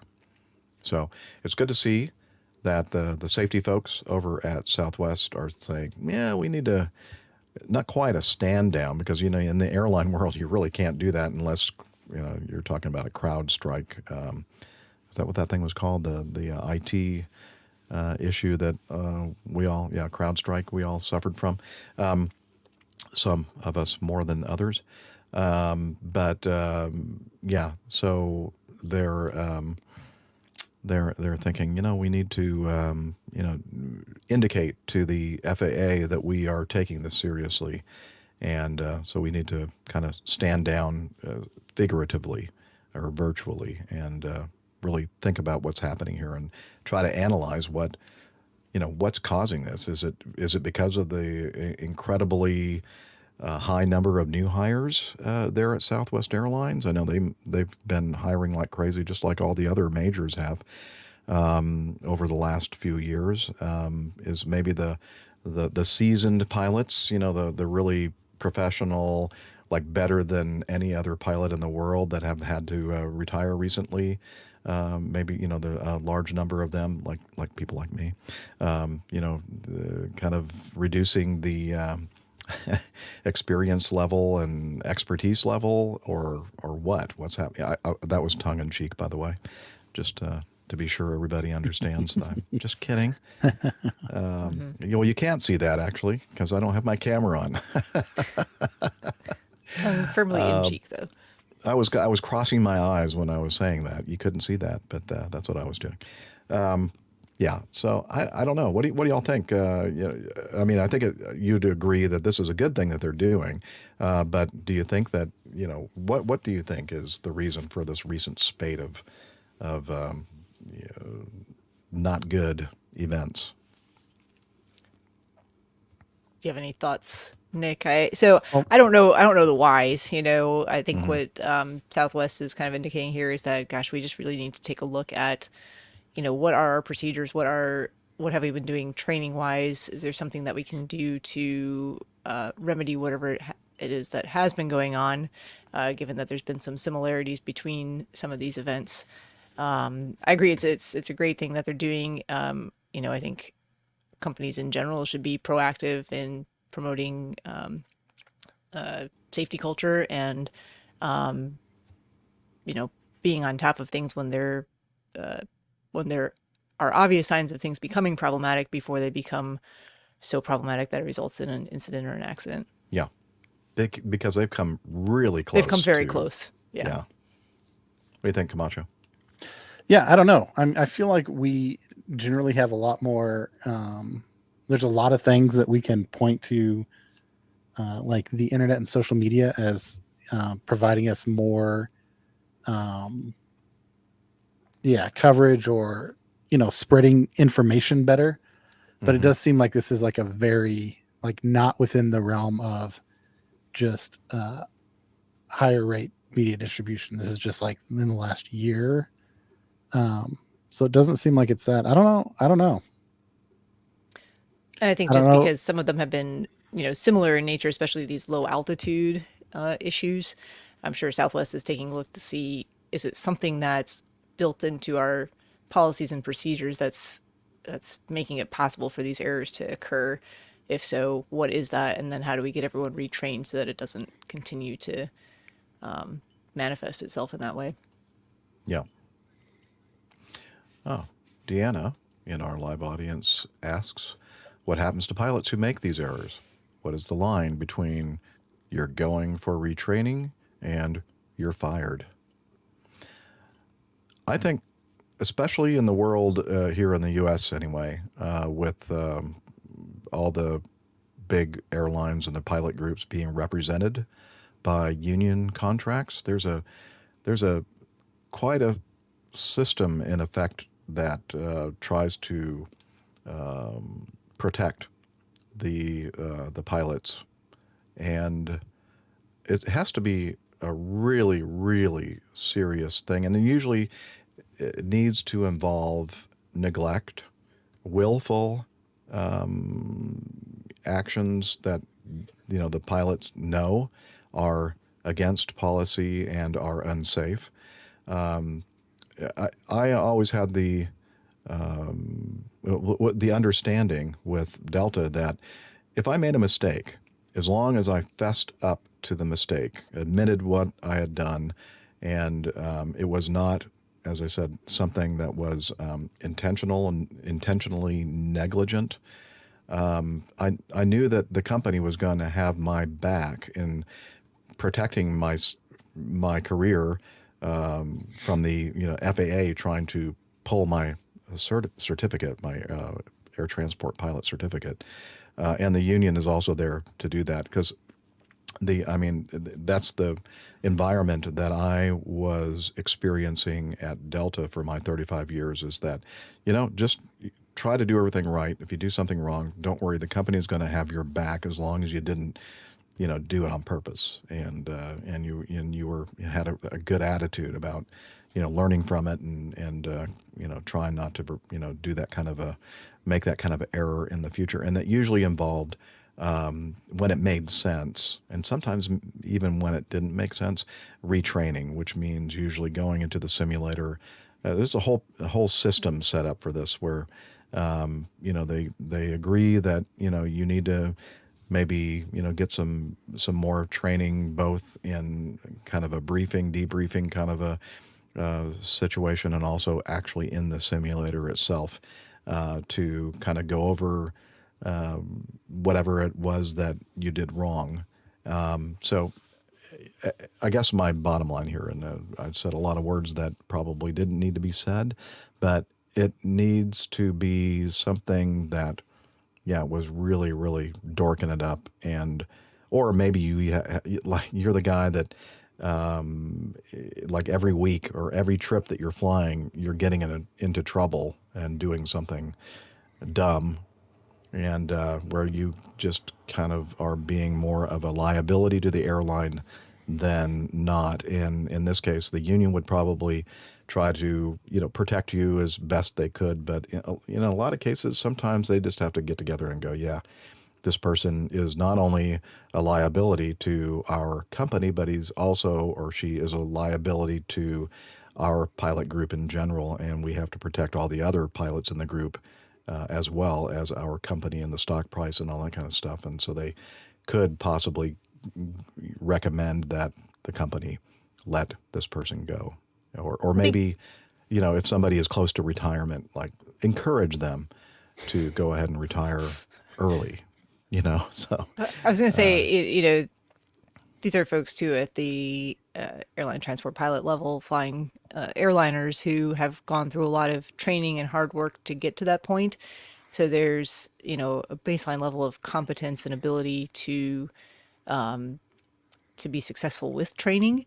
So if something's occurred where it was an error, not a malicious one, not one that was done with intent on purpose to cause injury or harm, I think there's very much understanding that this is a person who you should be able to take them back for whatever training is required, whether that's in the simulator, whether that's book work or, some supervised line flying, something along those lines, and just make sure that whatever it was that was occurring, gets retrained. And Deanna makes a good point that, in a lot of professions, when you make a mistake, it gets your attention and you're not very keen to make the same mistake twice. Yeah, that is true. Even in the world of flying airplanes for a living. Mm-hmm. Yeah. One last comment from Maine Marin. The airline has an investment in the employee. Yeah, that's true. I guess it's kind of it's a balance, right? If this employee that the airline is invested in is becoming, again, more of a liability than an asset to the company, then sometimes they have to make that difficult choice or take an action that is most likely not going to be met with positivity by the pilot. So I guess that's one way to say it. All right.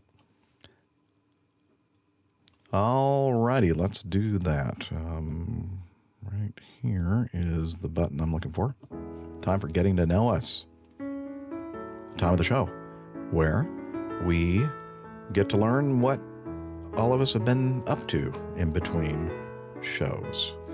And let's see. Were either of you? Let's see. No, I don't think either of you were on the show last week. Got a week off. That's right. Anyway, so who would like to start with what they've been up to? I don't have a ton, so I can get that out of the way probably pretty quickly. Yeah, I missed you guys last week. I think it just worked out where recording was better during the day and I was at work doing my day job. Been pretty busy with work. I don't know, just seems like the more the time goes on, the busier and busier we get, which is a good thing, but just leaves less time for other things that I would also like to be doing. Over the weekend, I was supposed to fly all weekend, but we had not so great weather here in the Carolinas. There was a tropical-like system that came on shore, and we didn't get a ton of rain here, and not a lot of rain over the weekend especially, but it got quite breezy, low clouds in the morning, and just generally not compatible with recreational sky activities like skydiving. So we canceled, unfortunately, both days this weekend. And then we got the rain yesterday and today, but some areas along the coast got just torrential rain and flooding. So not a good situation along the coast of the Carolinas, but pretty far inland here. And we just had kind of a couple rainy days, nothing too crazy. Gosh, I wish I had more to tell you about interesting things going on here, but I used my my suddenly free time over the weekend to get a long run in training for Chicago Marathon, which is a month away now, less than a month away. Oh. And yeah, I did actually make it up to Asheville for a little bit on Sunday, so that was nice. Spend a little bit of time at Sierra Nevada. Ah. One of my favorite breweries. Yes, and the weather was actually quite nice for being outside at Sierra Nevada. They had a live band playing.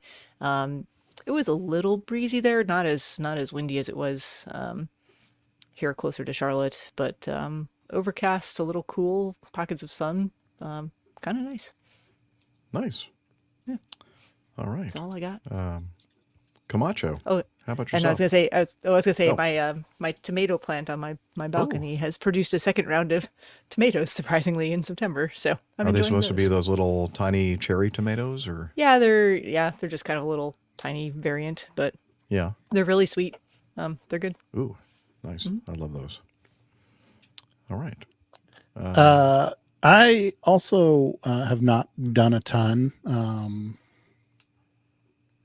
Slowing down at work a little bit for a short while, which is nice. I'm jealous.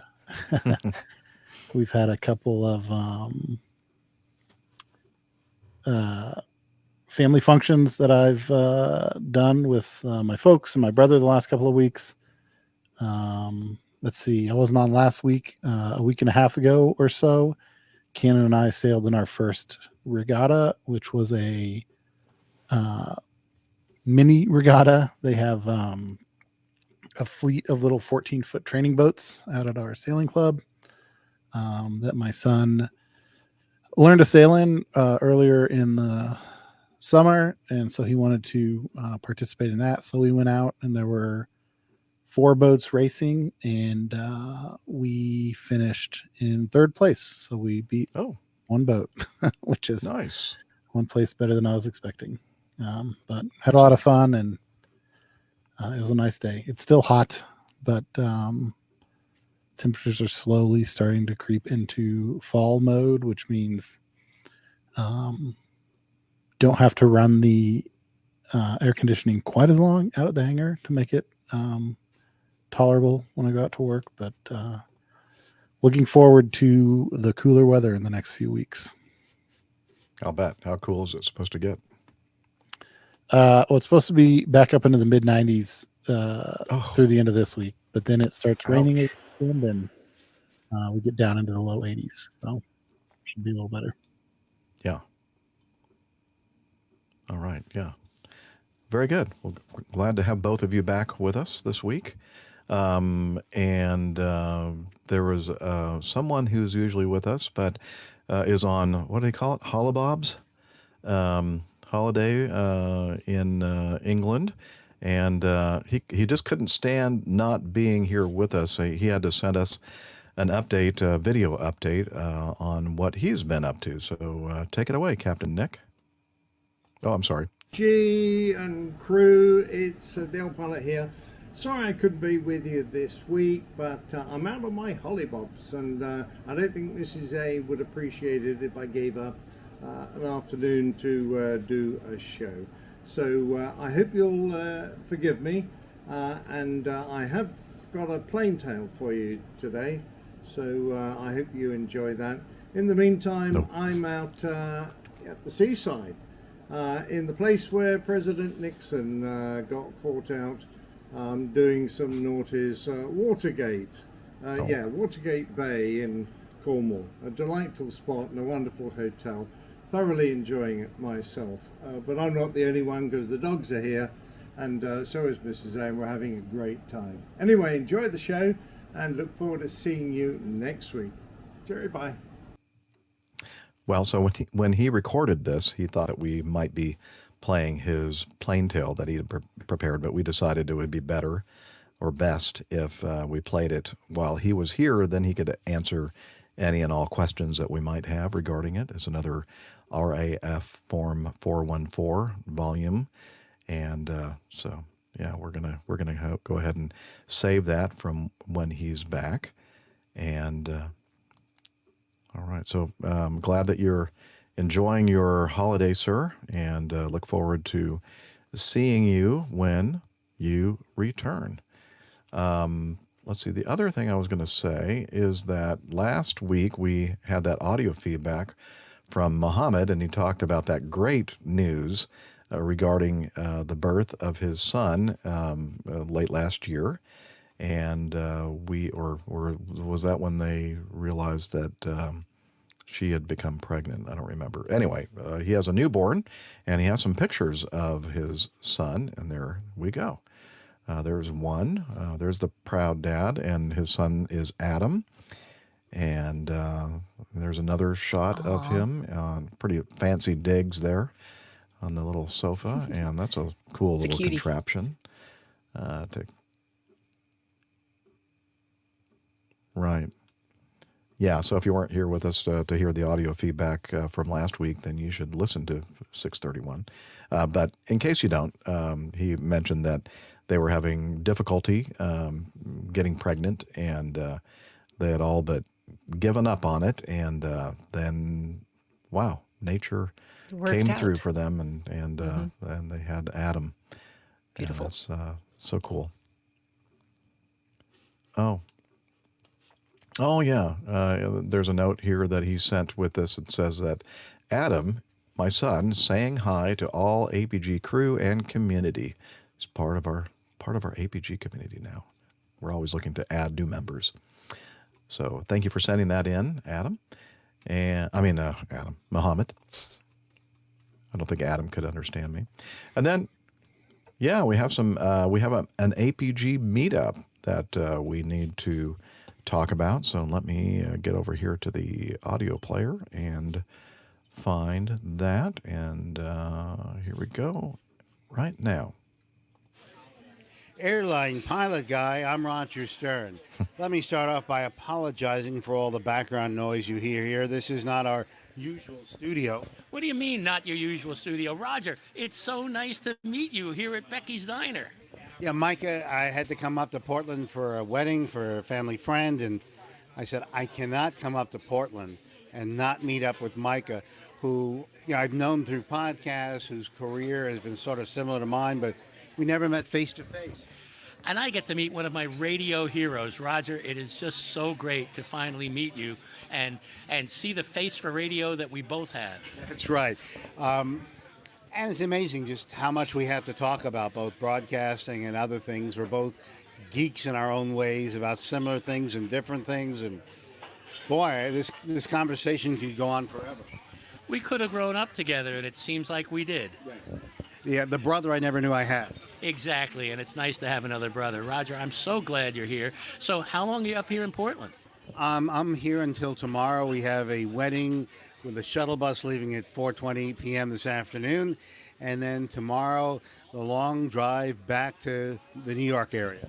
And as you know, having been here before, you can't come to Portland without having breakfast at Becky's Diner. That's true. And the other thing I kept forgetting about Maine is how nice everyone is. People would always say good morning. Not something I'm quite used to. There are a lot of smiles up here, but I think I'm the one that has the biggest smile on my face because we finally got a chance to get together after all these years. Well, I feel the same way. So our flight begins right now. This is Radio Roger, and this is your main man, Micah, signing off. I wonder how many rehearsals they had. That was they're professionals. Well done. They didn't have any rehearsals. That's just how they. That was amazing. How they use the microphone. They're great. Yeah. Yeah. Just handing the thing back and forth. In fact, I think Micah must have grabbed the microphone a couple of times from Radio Roger. Maybe Radio Roger was actually moving it away from his mouth and over to Micah. But yeah, it was very well choreographed, I think. Yeah, and so great to have two very important people in our APG community get together and have a lot of fun. So thank you for sending in that meetup audio, guys, and pictures. And again, just a reminder, if you're listening to the audio-only podcast, you can always look for that link to the show notes, which has all the links to the stories and feedback that we're talking about, as long as pictures that we're referencing in the show. And yeah, that's it. So for me, not a lot going on, just doing mostly post-editing tasks. And I think I didn't I have a funeral on Friday last week? Yeah, I sang at another funeral and then did my normal singing on the weekend. I forgot to mention that a week ago Sunday, one of the members of our choir is a native of Chicago. What would you call that? A Chicagoite? Chicagoan. And he moved to Atlanta quite a number of years ago, but he still kind of sounds like he's from Chicago. And he you can't ever get rid of that accent. You can't take the Chicago out of him. No. And he, great guy. He has, as an author, he's written several books, I think 6, and he is also a playwright. And he had mentioned to me many months ago that he had this play that he had started working on, I think, back in the 90s, and then life kind of got in the way, and then just recently he had finished the play and was looking to try to find a venue and a cast and all that stuff, and he did manage to do that and found a local play house in Cobb County, not far from where I live used to live in Roswell. And I think it was a cast of 10, and yeah, it was a great play. It was called Final Audition, and so I and Jane and Chuck went on a Sunday matinee last, as I said, a week ago Sunday, and had a great time. It was a great play. So John, bravo to you. He's probably not listening, but if you are, it was super, really enjoyed that. And it played to a very packed theater, and there was a lot of laughing and frivolity involved, and so I had a good time. So that was fun. It's always fun to support, your friends that you have in these kind of situations. So, yeah, so that's pretty much it. I have a funeral again, another funeral that I'm singing in tomorrow, and then the rest of the week is just going to be post-editing and getting ready for singing over the weekend, and still plan on staying in this general area in the northern Atlanta area. Yeah, yes, Liz? Oh yeah, we can do that. Let's do some cover art, and so Liz is putting that up for us to look at in the video. And so the episode title from last show, Murder on the Delta Express. And I'm trying to remember, and he has several, things in this image that we kind of talked about in the show. A joke that Captain Nick thought was quite funny. I don't think anybody else did, but he wanted to make a joke about a tailless Delta. We talked about the CRJ, which is not really, it's a Delta connection, so I guess you could call that a tailless Delta. But his frame of reference is fighters, and Delta as in a Delta winged airplane without a horizontal stabilizer on the tail. It does have a vertical tail though, so I'm not really sure I understand. Yeah, great to see a fighter jet with Delta logo insignia on it. RJ there in the middle top. RJ from the RJ. He did fly the CRJ before he got a job with JetBlue and now Acme. And so that's a photo that we snapped in at Oshkosh. And then I forgot exactly what the reference was to Get Smart. Oh, missed it by that much. So we were talking about Get Smart, Don Adams, and so I'm playing the role of Maxwell Smart with my shoe phone. That was pretty funny looking. I'm pretty funny looking. Also, at some point we were talking about the fish are running. I think the incident regarding the Alaska flight that hit the fish had a in-flight fish strike scenario. And then the last thing would be that A350 involved in that CRJ tail cropping event and the insignia marking, or the what would you call that? The kill mark or kill marker on the front of the aircraft near the cockpit area, and it looks like a silhouette of a CRJ on that Delta A350. Now, as far as the show number is concerned, made it pretty easy for us. The tail number of the Delta 350 is November 691, November 691. I mean, I'm sorry, 631, which is our show number. It's kind of fuzzy. We had to really zoom in to see it. And the logo, the APG logo, was in the normal position that you would find on Ray-Ban sunglasses, and right lens, upper right hand corner of the right lens there, or left from our perspective. So I think that looks better than the Ray-Ban logo or insignia myself. Yeah. So merch ideas. There you have it. Yeah.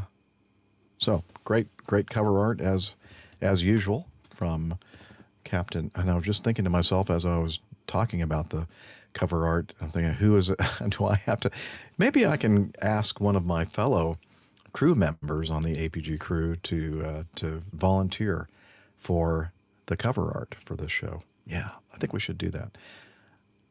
Liz is saying that she's too busy. Okay. Well, anyway, I'm gonna let Taco paint it or draw it. Okay. Well, that'd be interesting. Yeah, it might be as good as what I could do. What about you there, Camacho? He didn't say no. Figure something out. Yeah. So you're saying there's a chance. Yeah. Yeah. Okay, good. Yeah, Coffee Fund. We're going to talk about the Coffee Fund just in case you are compelled. Johnny, how much more coffee? No thanks. I love coffee. I love tea. I love the APG community. Coffee and tea and the Java and me. A cup, a cup, a cup, a cup, a cup. Oh, yeah. Coffee Fund. It's your way to support us financially if you have the resources to do so. No pressure there. This is a free podcast. And you all support us in so many differing ways, like telling your friends about us and writing great reviews and sending us feedback and having APG meetups and that sort of thing. But if you feel like supporting us with some funding, a couple of different ways to do that, and they're both you can find out information on both of them by going to airlinepilotguy.com/coffee. One is the Coffee Fund Classic method, which is usually something that people use for every once in a while donations. And we do have some recurring contributors on the Coffee Fund Classic method. We also have something called Patreon. You can become a patron of the show. No new patrons since the last couple of episodes, actually. But anyway, if you want to learn more about how you can become, we did. Well, we had some recurring contributors, but I normally don't highlight them. But whatever. So we appreciate each and every contribution that we receive and have received in the past. So thank you so much for considering that. And again, information about how you can, participate in that is on airlinepilotguy.com/coffee. You'll be glad you did, and we will too. All right. Time for some feedback, I think, right? All right.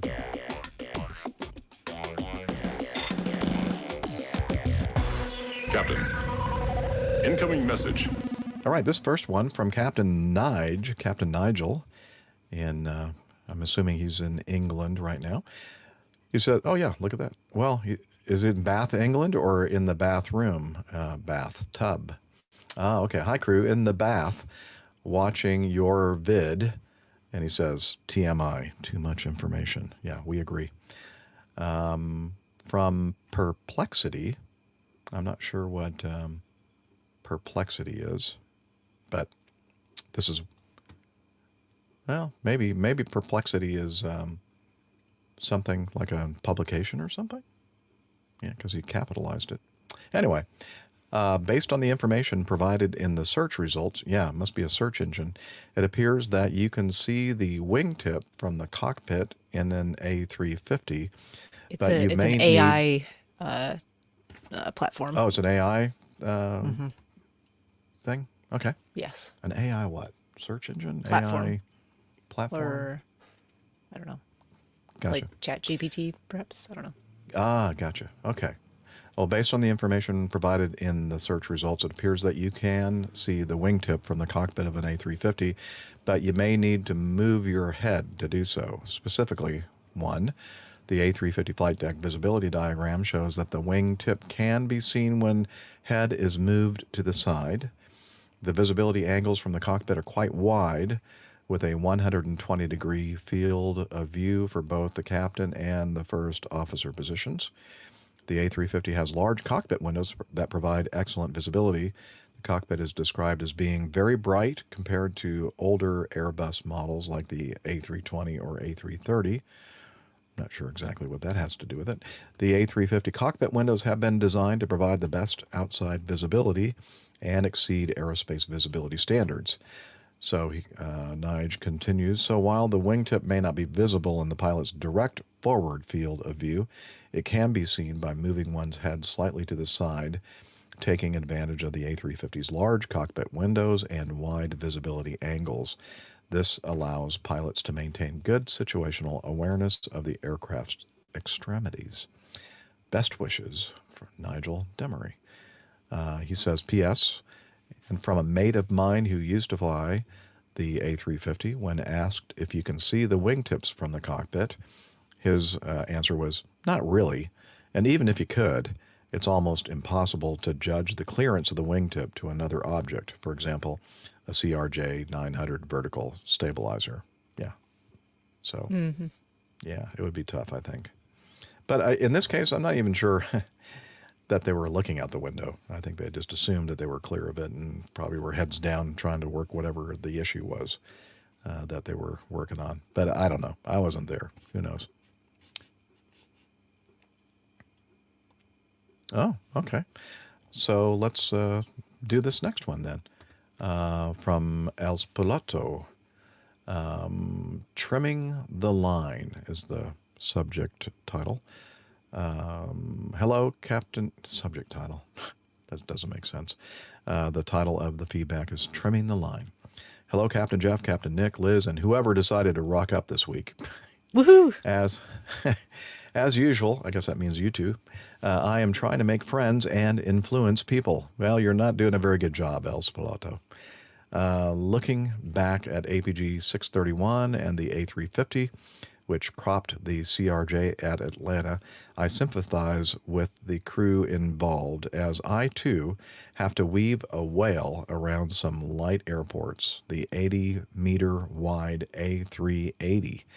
Taxiing big, heavy jets is tricky stuff, not just through relatively tight gaps, but also being cautious not to send ULDs, those, what are the universal... I always loading forget what devices. That stands for. Loading devices. Yeah, those cargo bins that they have that are on wheels or whatever. Unit load device. Yeah, unit load device. There we go. Okay, so being cautious not to send those things tumbling or even people with the jet blast of our larger engines. At my airline, we have specific charts with color codes to advise us where we can't go, where we might hit something, where we have to idle certain engines, and rarely where we can be as carefree as a Cessna 152 rolling out on a 60-meter or 200-foot for our American cousins living in the dark ages runway. Ooh, wow. Ouch. Burn, huh? Although, as he said that, I was like, "What's how wide is 60 meters?" And then he told us. So, well, thank you. Yeah, right there, 200 feet. Thank you for informing us dark agers there, El Spalato. The red and green parts of the chart are the easy bits, but the orange part, indicating restrictions, requires us to dive into the text part, which can be a daunting thing for these pilots because they can't read. No, a daunting 3 pages long, as some of those restrictions require you not to taxi along a certain route when, say, a code E aircraft or larger is landing on the adjacent runway. I'm not sure what is expected of me if a 777 breaks out of a 200-foot cloud base while I'm on said taxiway. That's if I'm pointing the right direction to start.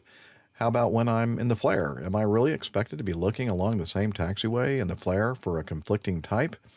Yet, I'm grateful that I do not have to try to interpolate what is in the airfield's AOI, the airfield operational information, as that is often written in a format that is more akin to a clutch of riddles.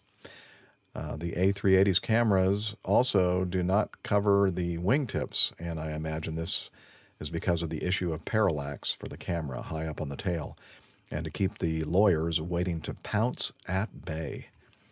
A 787 skipper friend of mine gave me some sage advice. Find a fixed eye position in the flight deck. Thankful the Airbus has the ERP, which stands for Eye Reference Panel. I'm sure Captain Nick can explain that further. Well, he probably could, but he's not here, so he can't. Then on stand, walk out the distance of the wingtip to a point that can be seen from the flight deck. I've actually done this on the Mad Dog and the 717, just to kind of give myself an idea of where the wingtip is when we're taxiing. Anyway, once back on the flight deck, use the marked point to find a reference on a window frame to use as a point to give you an idea of where the wingtips will track. In this case, I was able to use the equipment restraint line, which happened to be exactly under the wingtip and ran parallel to the longitudinal axis of the aircraft. It has come very useful many a time. I've used it when approaching objects that seemed close, but using this reference showed me well clear and gave me peace of mind to continue.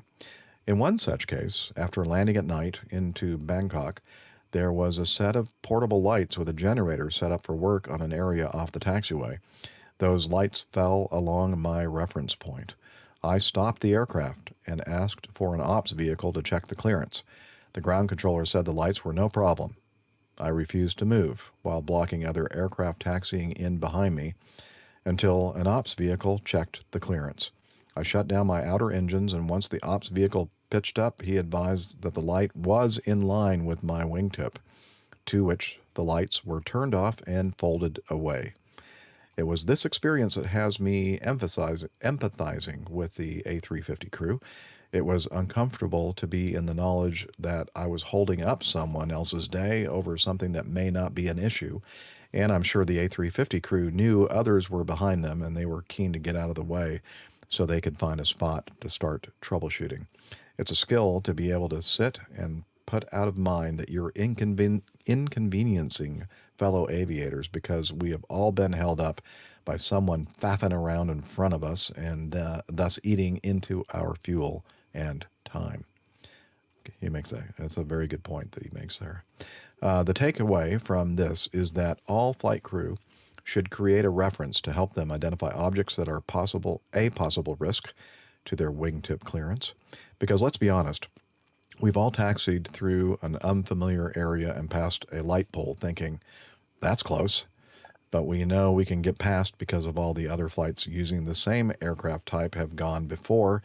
It's the unexpected obstacles that are the major threat, and the pressure not to make a fuss over nothing. The A350 crew have my sympathy, and I urge others to learn from this, because I guarantee one day you'll be faced with a gray area too. May your flight experience tailwinds when you want them, and headwinds when you need, and your paved surfaces be clear of objects and potholes, whether you're in an aircraft or road vessel. Els Piloto. Wow, very well written feedback there, Els Piloto, and really good example of how knowing, that reference point, or having some idea where the wingtip clearance is, could save you from a lot of headaches. Yep, I agree. All right.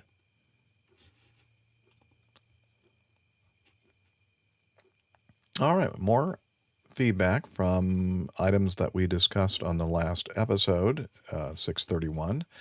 But this one is not regarding the A350 CRJ incident, but on the preliminary report of the ATR 72 accident. He says, I don't fly the ATR. This is from Marius. Marius? Is that the way you'd say that? Marius? Okay. I don't fly the ATR, but I do fly the Dash 8, which I guess has more or less the same when it comes to ice protection. The boots for the Dash 8 also work on a timer, although we can also operate it manually. For automatic operation, we can have it in slow or fast. In slow mode, it will complete a full cycle, wings and tail, and then wait 204 seconds, which is 3 minutes and 24 seconds, before starting the next cycle. In fast mode, the time between the cycles is 24 seconds. I guess the difference between slow and fast would be that extra 3 minutes in their waiting time. We usually use the slow mode in light icing and fast mode in moderate or more severe icing. The propeller anti-icing is used whenever we are in an area of potential icing. I guess very similar to the way the jet turbines work. We always turn on the anti-icing of the engines anytime that the conditions are favorable for in-flight icing. Anyway, for the boots, we don't have to wait for ice to form for it to be effective. It can safely be used in all conditions and temperatures without issues, and it will remove ice effectively, but it's recommended not to use them in very cold temperatures, as it will wear out the boots faster. There's a myth that you need to wait for ice to form on the leading edges before turning the boots on to prevent something called ice bridging. That is, ice will form in the boot when it is fully inflated, and when the boot is deflated, the ice will still be there. That might have been true for older airplanes, but with modern turboprop airplanes that use high-pressure bleed air, that is no longer true. And in my experience with the Dash, I've never had any issues with the boots and ice removal. But as previously mentioned, we use the boots when ice is forming, either in slow or fast mode. Best regards, Marius. Thank you very much for that. What would you call it? Feedback? Insight. Insight? Yeah, like first-person experience and insight. All right. Moving on. We have Okay, we have some audio from Captain CRJ scalping and advice requested. He says, please excuse me from my long furlough from the APG crew room. It has been a very busy summer, but I've kept in touch from a distance through the podcast, of course. Hopefully you are all doing well. Following the recent scalping of an Endeavour CRJ-9 tail by a Delta A350, sturdy wing, he says, at Atlanta on September 10th, I felt the need to share this meme. It shows the kill mark for a CRJ on the nose of the French bird of prey. I must admit it made me chuckle, but a few questions arise. Kill marks are well known these days, but where do they hail from? Is this the first time such a mark adorns a civilian airliner? And do ground kills count the same as a kill in the air? Questions the esteemed Captain Nick or the community maybe know the answer to. And then he is seeking some advice, so we'll save that after we play the audio feedback. And so this is Captain Nick's audio feedback, right, Liz? Okay. So you're I'm probably saying his name wrong again. I do it every time. It's been a while since I've pronounced his name. Yeah. Got a little pickup truck action right next to me here in this parking lot. You can probably hear in the background. Okay, 2-hour mark. Okay, so let's, even though Nick is not with us, he went ahead and addressed the first part of Captain Yur's question by recording this audio feedback. So here we go.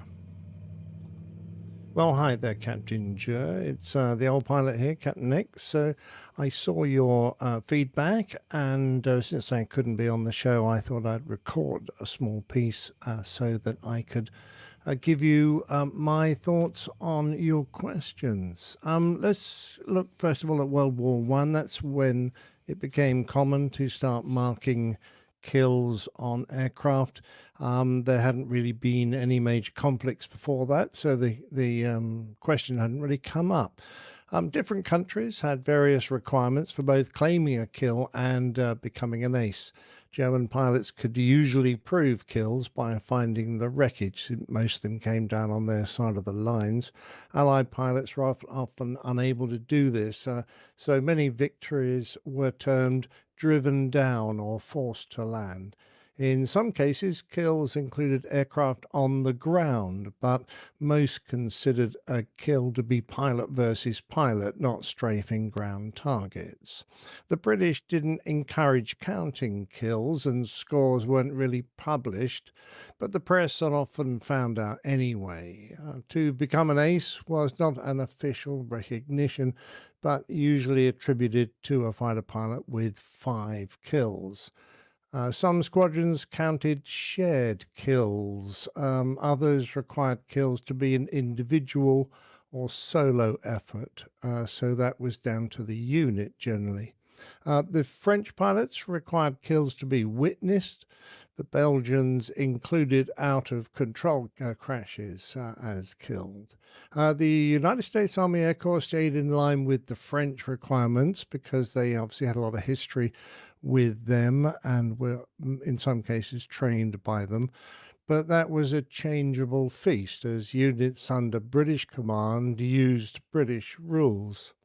Ace pilots had to be fighter pilots, which meant that bomber or recce pilots couldn't so be recognized. Even the fine observer George Glass, who was credited with 39 victories whilst defending his aircraft, wasn't awarded an ace recognition. In World War II, many air forces adopted the British system of adding up fractional kills, and some US commands credited kills to aircraft destroyed on the ground. And the Japanese and Soviet forces distinguished between solo and combined kills, and the Japanese Navy actually stopped crediting individuals and awarded all the kills to the squadron instead. By now, the British kills were attributed to them only after they were witnessed, and their post-action reports gave details of these kills that were individual or shared. Gun camera film was also used to confirm claims where witnesses were unavailable and in an attempt to obtain more accurate tallies of the damage done to the enemy.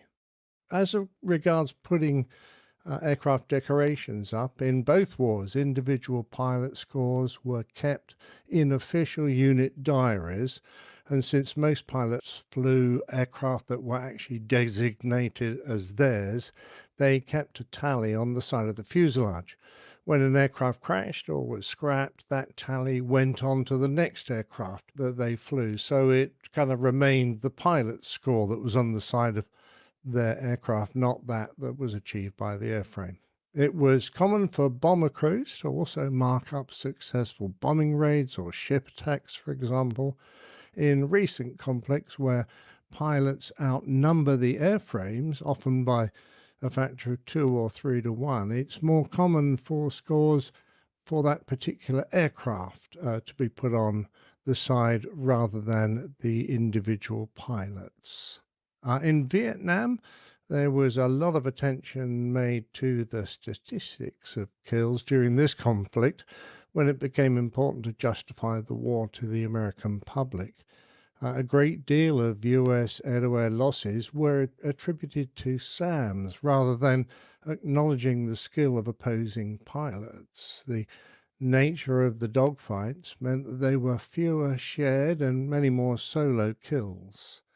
When it came to accuracy, the sophistication of gun sight camera film and other sensor records has improved so that keeping score is much easier now. In both world wars, overclaiming was rife, particularly amongst the British and US Air Forces. German and French units were more accurate. Soviet claims are also overinflated, and in some conflicts they were completely out of control. During the Korean conflict, both sides claimed a 10-to-1 kill ratio. Now, do civil aircraft have victory markings? Well, in the UK, civilian aircraft in military paint jobs, so privately owned Spitfires, Hurricanes, that sort of thing, they have to get permission from the Ministry of Defence. In other countries, there are appropriate government departments to show authentic markings, including victory symbols. There you go. I hope that's answered some of your questions. And if you have any more, then I'll be more than happy to tackle them. All the best. Cheers. Wow. That's a lot of information there. Everything you wanted to know about kill marks. Yeah. Liz said we should have played the crickets.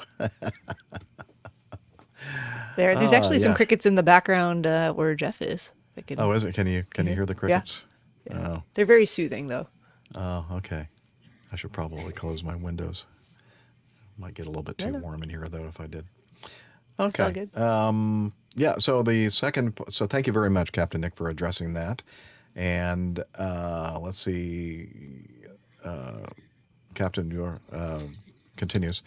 Then I would like to ask you for some advice. One of the reasons I've been so busy the last months is that I let myself be shanghaied by our training manager in applying for what we in Acme Blue call a route instructor position. You would probably call it training captain or something similar. Alarmingly, I got the job. And by now I've completed my basic instructor, simulator, and right-hand seat training, not after spending 20 hours in the dreaded electronic learning environment. I think he means he probably had to do that as well, right? Mm-hmm. Yeah. Luckily, no unsuspecting candidate has been assigned to me yet, and before that happens, I would like to pick the brains of the experienced and knowledgeable APG crew. Namely, what are your biggest do's and don'ts when giving instruction, and do you have any pro tips? Captain Jeff, of course, was an instructor in the U.S. Air Force, and Captain Nick in the RAF, and the rest of the crew and community have logged thousands of hours giving and undergoing training. So, who better to ask?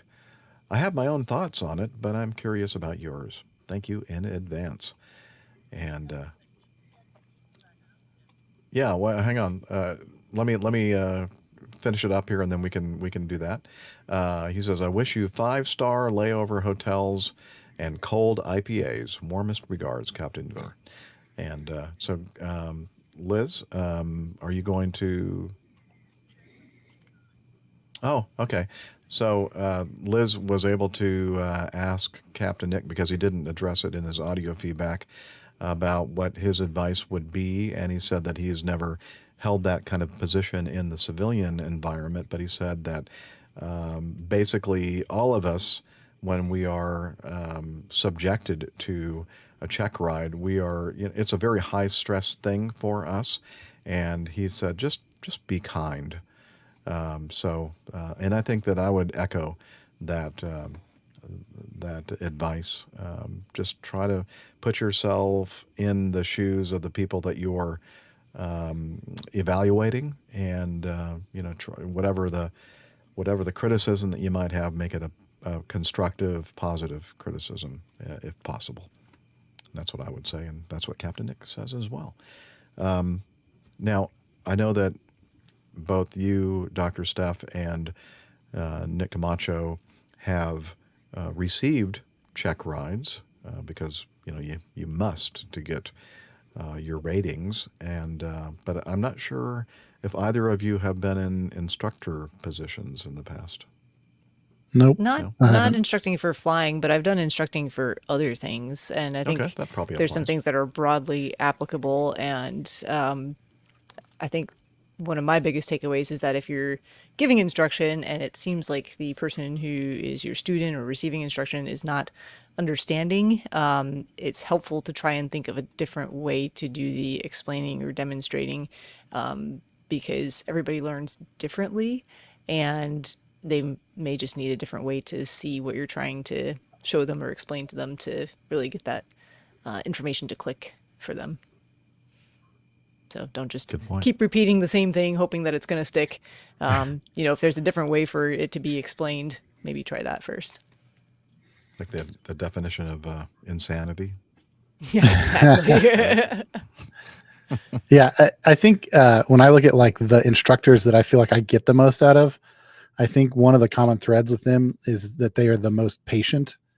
And that is not just like patient in terms of like our like person to person interfaces, but they're also patient enough that they have let me get further into mistakes, which has allowed me to like learn more lessons, and they tend to stick with me better.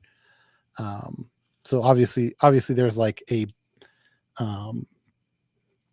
balancing act there of keeping things safe and keeping things professional, but at the same time, like every time you make one little or you start to think about making the incorrect move, if you get corrected by the instructor, then I think it's a little bit harder to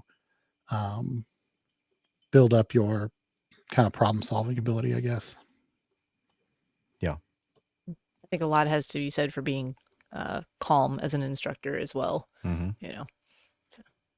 Yeah, I learned, and again, it's not equally applicable regarding my military instructor position and what the civilian trainers encounter and have the job to do.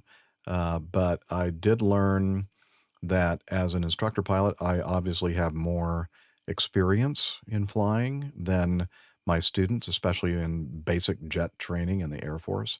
And I had to learn pretty quickly that they are not going to notice something that is just so darn obvious to me. It's going to take them a little bit more time for that brain to analyze the situation and do all of its computing before they realize that something is happening that you would have noticed, quite earlier. So I learned that, if we're approaching the the boundary of an area that I would weight maybe 3 potatoes. I'd just count to myself 1 potato, 2 potato, 3 potato, and then lo and behold, usually the student figured out, oh, we're getting close to the border of the area here. I'm going to go ahead and turn. So patience, as Camacho said, is definitely a virtue you want to have as an instructor and evaluator. And the other thing I would say, even though I've never been an evaluator or an instructor in the civilian world, and especially in the airline world, is that when you're sitting, well, a lot of the times they're not just sitting in the jump seat unless they're in the simulator. If you're a simulator instructor or evaluator sitting in the jump seat, you see so much that because you're like a step or two behind the pilots that are right up front looking at those instruments and experiencing a different experience than you are. And of course, you know what's happening because you're probably the one that inputted the whatever is supposed to go wrong. You already know that that's what the issue is. But it just, even if it's just a regular procedural kind of instruction / evaluation, and you don't have any abnormal situations or emergency situations going on, it's still, your ability to see what's happening is just by 5 or 10-fold greater when you're sitting like just a couple of feet behind the pilot flying and the pilot monitoring. So just keep that in mind. And yeah, I guess that's all I have. I don't know. Can't really. Maybe Captain Jura needs to get back with us after he has a couple of instructions / evaluations under his belt, and maybe he can give a couple of victims, a couple of victory marks. Yeah, exactly. side of his airplane, and then he can tell us what some good advice. Yeah, that's true. We've got one comment in the chat room, which I think is a good one. It's kind of, he put it a little more eloquently than I think what maybe we were all trying to say. Neil says, I think it's important to encourage people to reason their way out of a problem instead of doing it for them. But the flip side is you have to realize when they've hit their limit and you need to step in. Yeah. I think sometimes there's a very fine line. And it's something, in my experience, I had to learn with the experience of being an instructor. I like your 3 potato. And also be very limit. careful when you request analysis or feedback from your students. Be prepared for them to be honest about it and to really hurt your feelings. To grow some tougher skin. Is that what you're saying? Your ego. Some thicker skin. Yeah. Just be ready. If you're really soliciting honest feedback from somebody, just be prepared. You might actually get some, and it may not be something you want to hear. But if you're a reasonable person, you're going to take it to heart and use it to improve yourself. So that's, I think, good advice. All right. Yeah.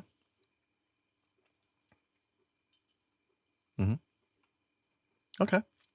Yeah, I think that's a good idea, Liz. Okay. Our producer is suggesting that we jump to item 8, which for some reason is not reacting on my screen. Here we go. Okay. Excuse me.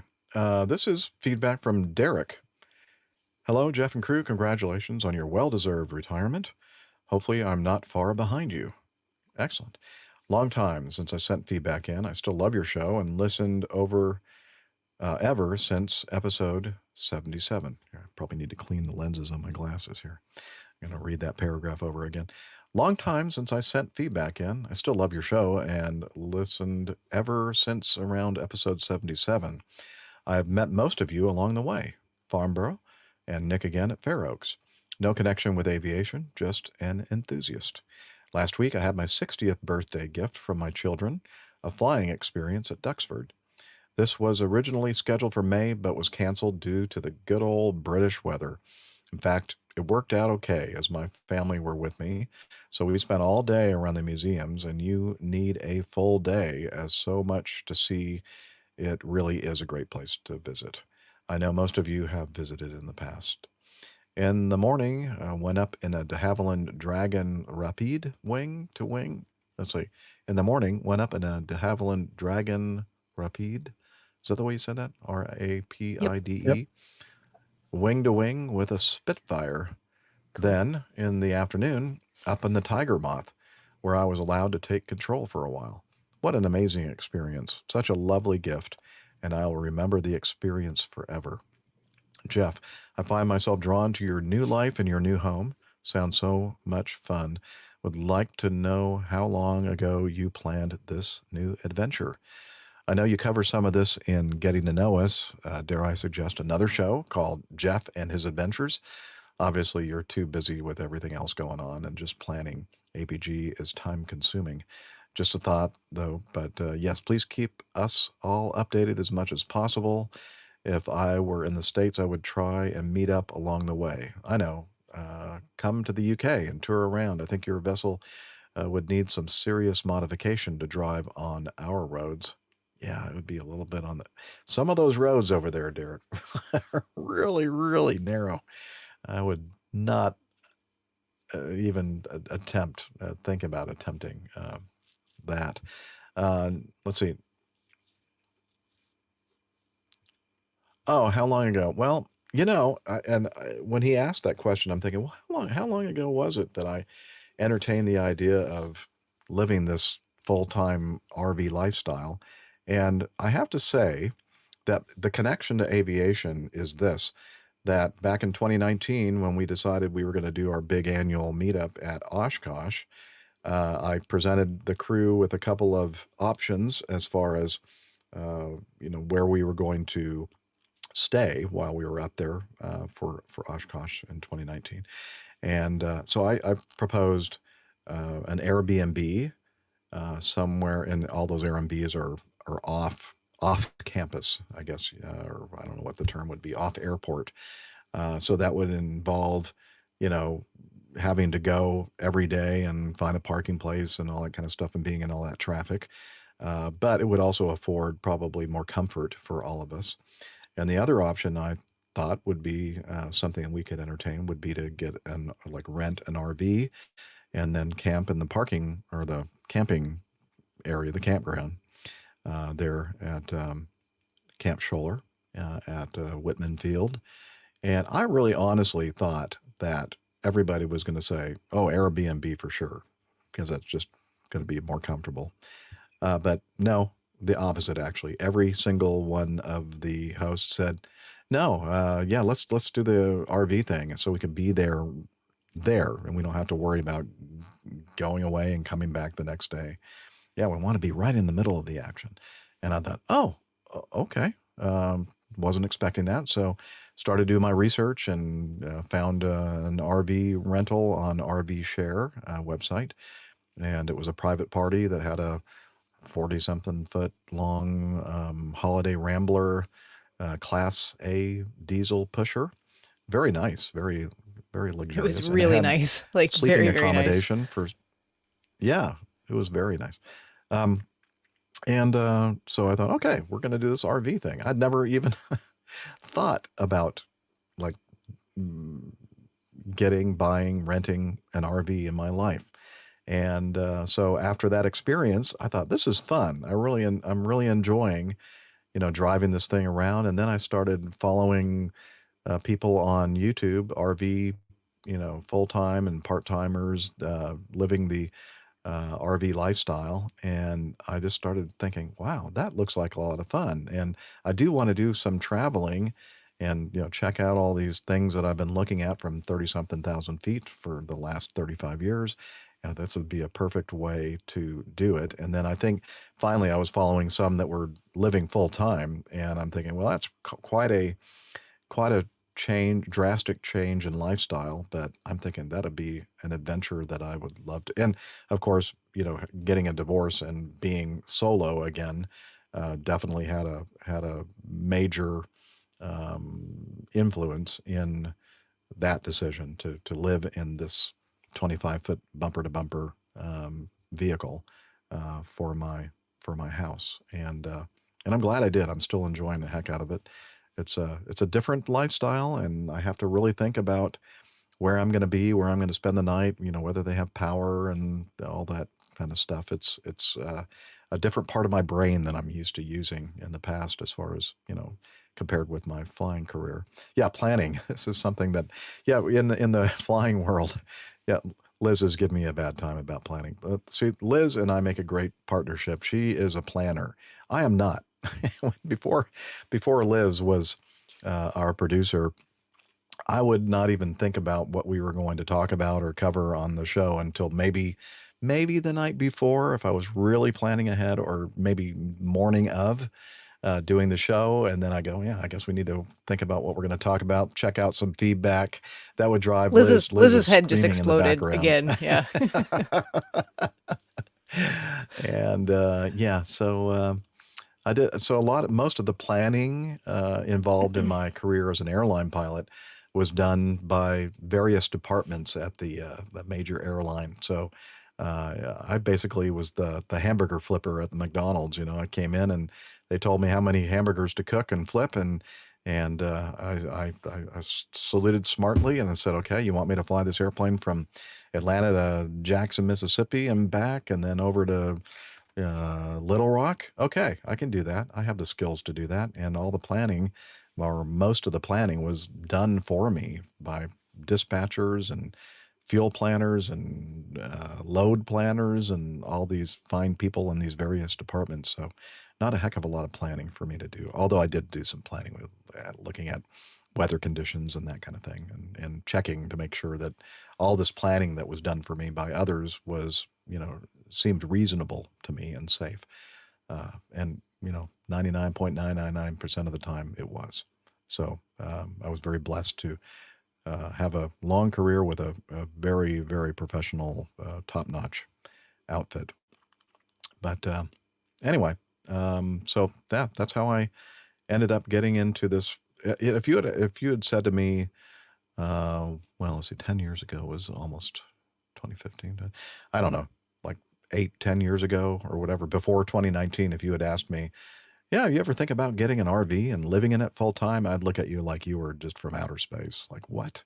Like, who in their right mind would do something like, like the guy living in the van down by the river? Was not part of our conversation at the, I was thinking about Asheville again, the Brewgrass Festival that we went to. It was like 2015. We did not have that conversation. No, that was not even on the radar back there for me at all. No. But as I said, I'm loving it. And I just, every day is an adventure. I'm learning new things every day. They say an old dog can't learn new tricks. Well, I don't know if I'm learning them very well, but I am, learning things that I had no idea that I needed to know until I was driving this thing. Yeah, it is good for my brain, that's for sure. I need all the help I can get. Anyway, so yeah, I plan on sharing my adventures with everybody here on the show, listening to the weekly episodes. As far as doing a separate thing, I mean, just the idea of that, I can barely do, all the stuff that we do week after week for this show. I just don't think I could even. I don't have the bandwidth.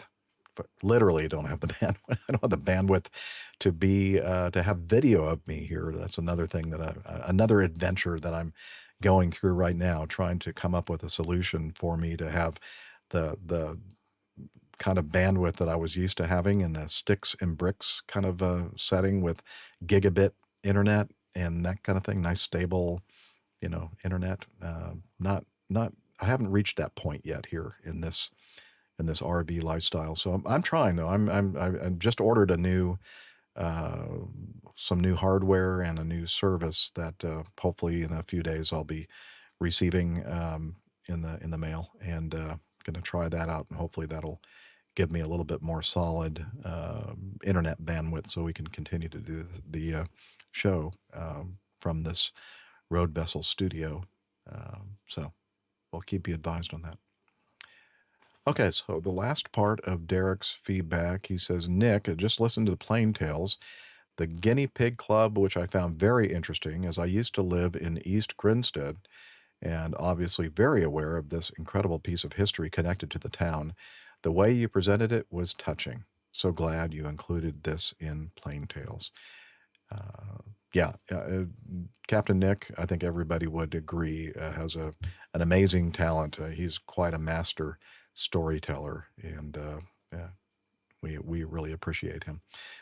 So Derek concludes with, anyway, thank you all for keeping this amazing show going.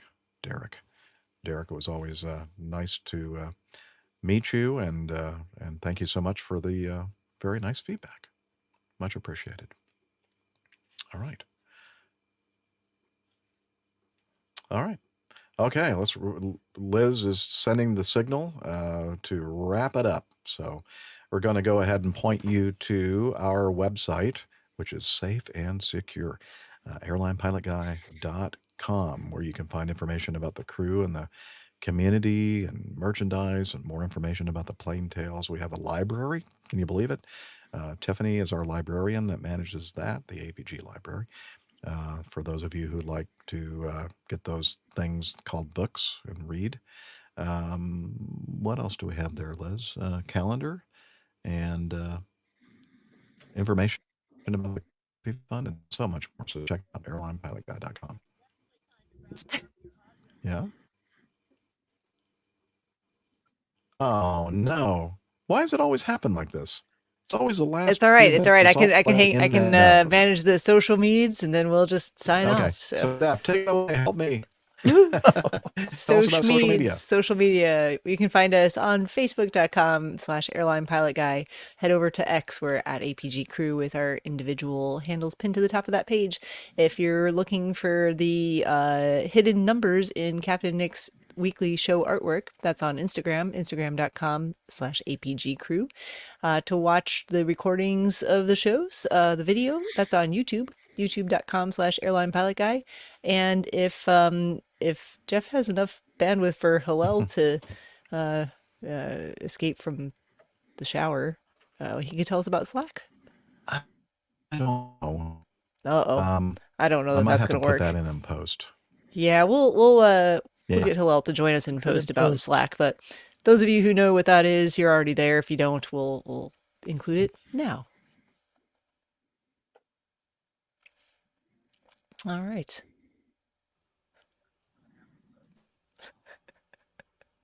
Can't make that out, and Jeff is unintelligible, so it's probably time for us to thank Liz as our producer for all the hard work going on behind the scenes and keeping things on track and keeping us very well organized. Actually clap because we don't have. Yes, because we don't have clap tracks. My pleasure. Thank you for that. Thanks, guys. My pleasure. Okay. There it is. Oh, there it is. Some sad broken applause in the background. Broken applause. Jeff, do you want to try to sign off, or we'll just add it in post? I think we're going to be adding it in post. I'm just going to go ahead and I'm just going to wrap things up for us, and Jeff will insert in post what he normally says here to sign off the show, and I'm going to say cheers, y'all. See you next time. Bye, everybody. Okay. All right. Well, we almost made it. We were so close. Oh, we were so close. Wow. Yeah, just started glitching when you started to talk about the website. So. Okay, everybody. We might be our cue to sign off. We'll end the stream and say see you next time. Bye. Bye, everybody. Thanks for sticking with us.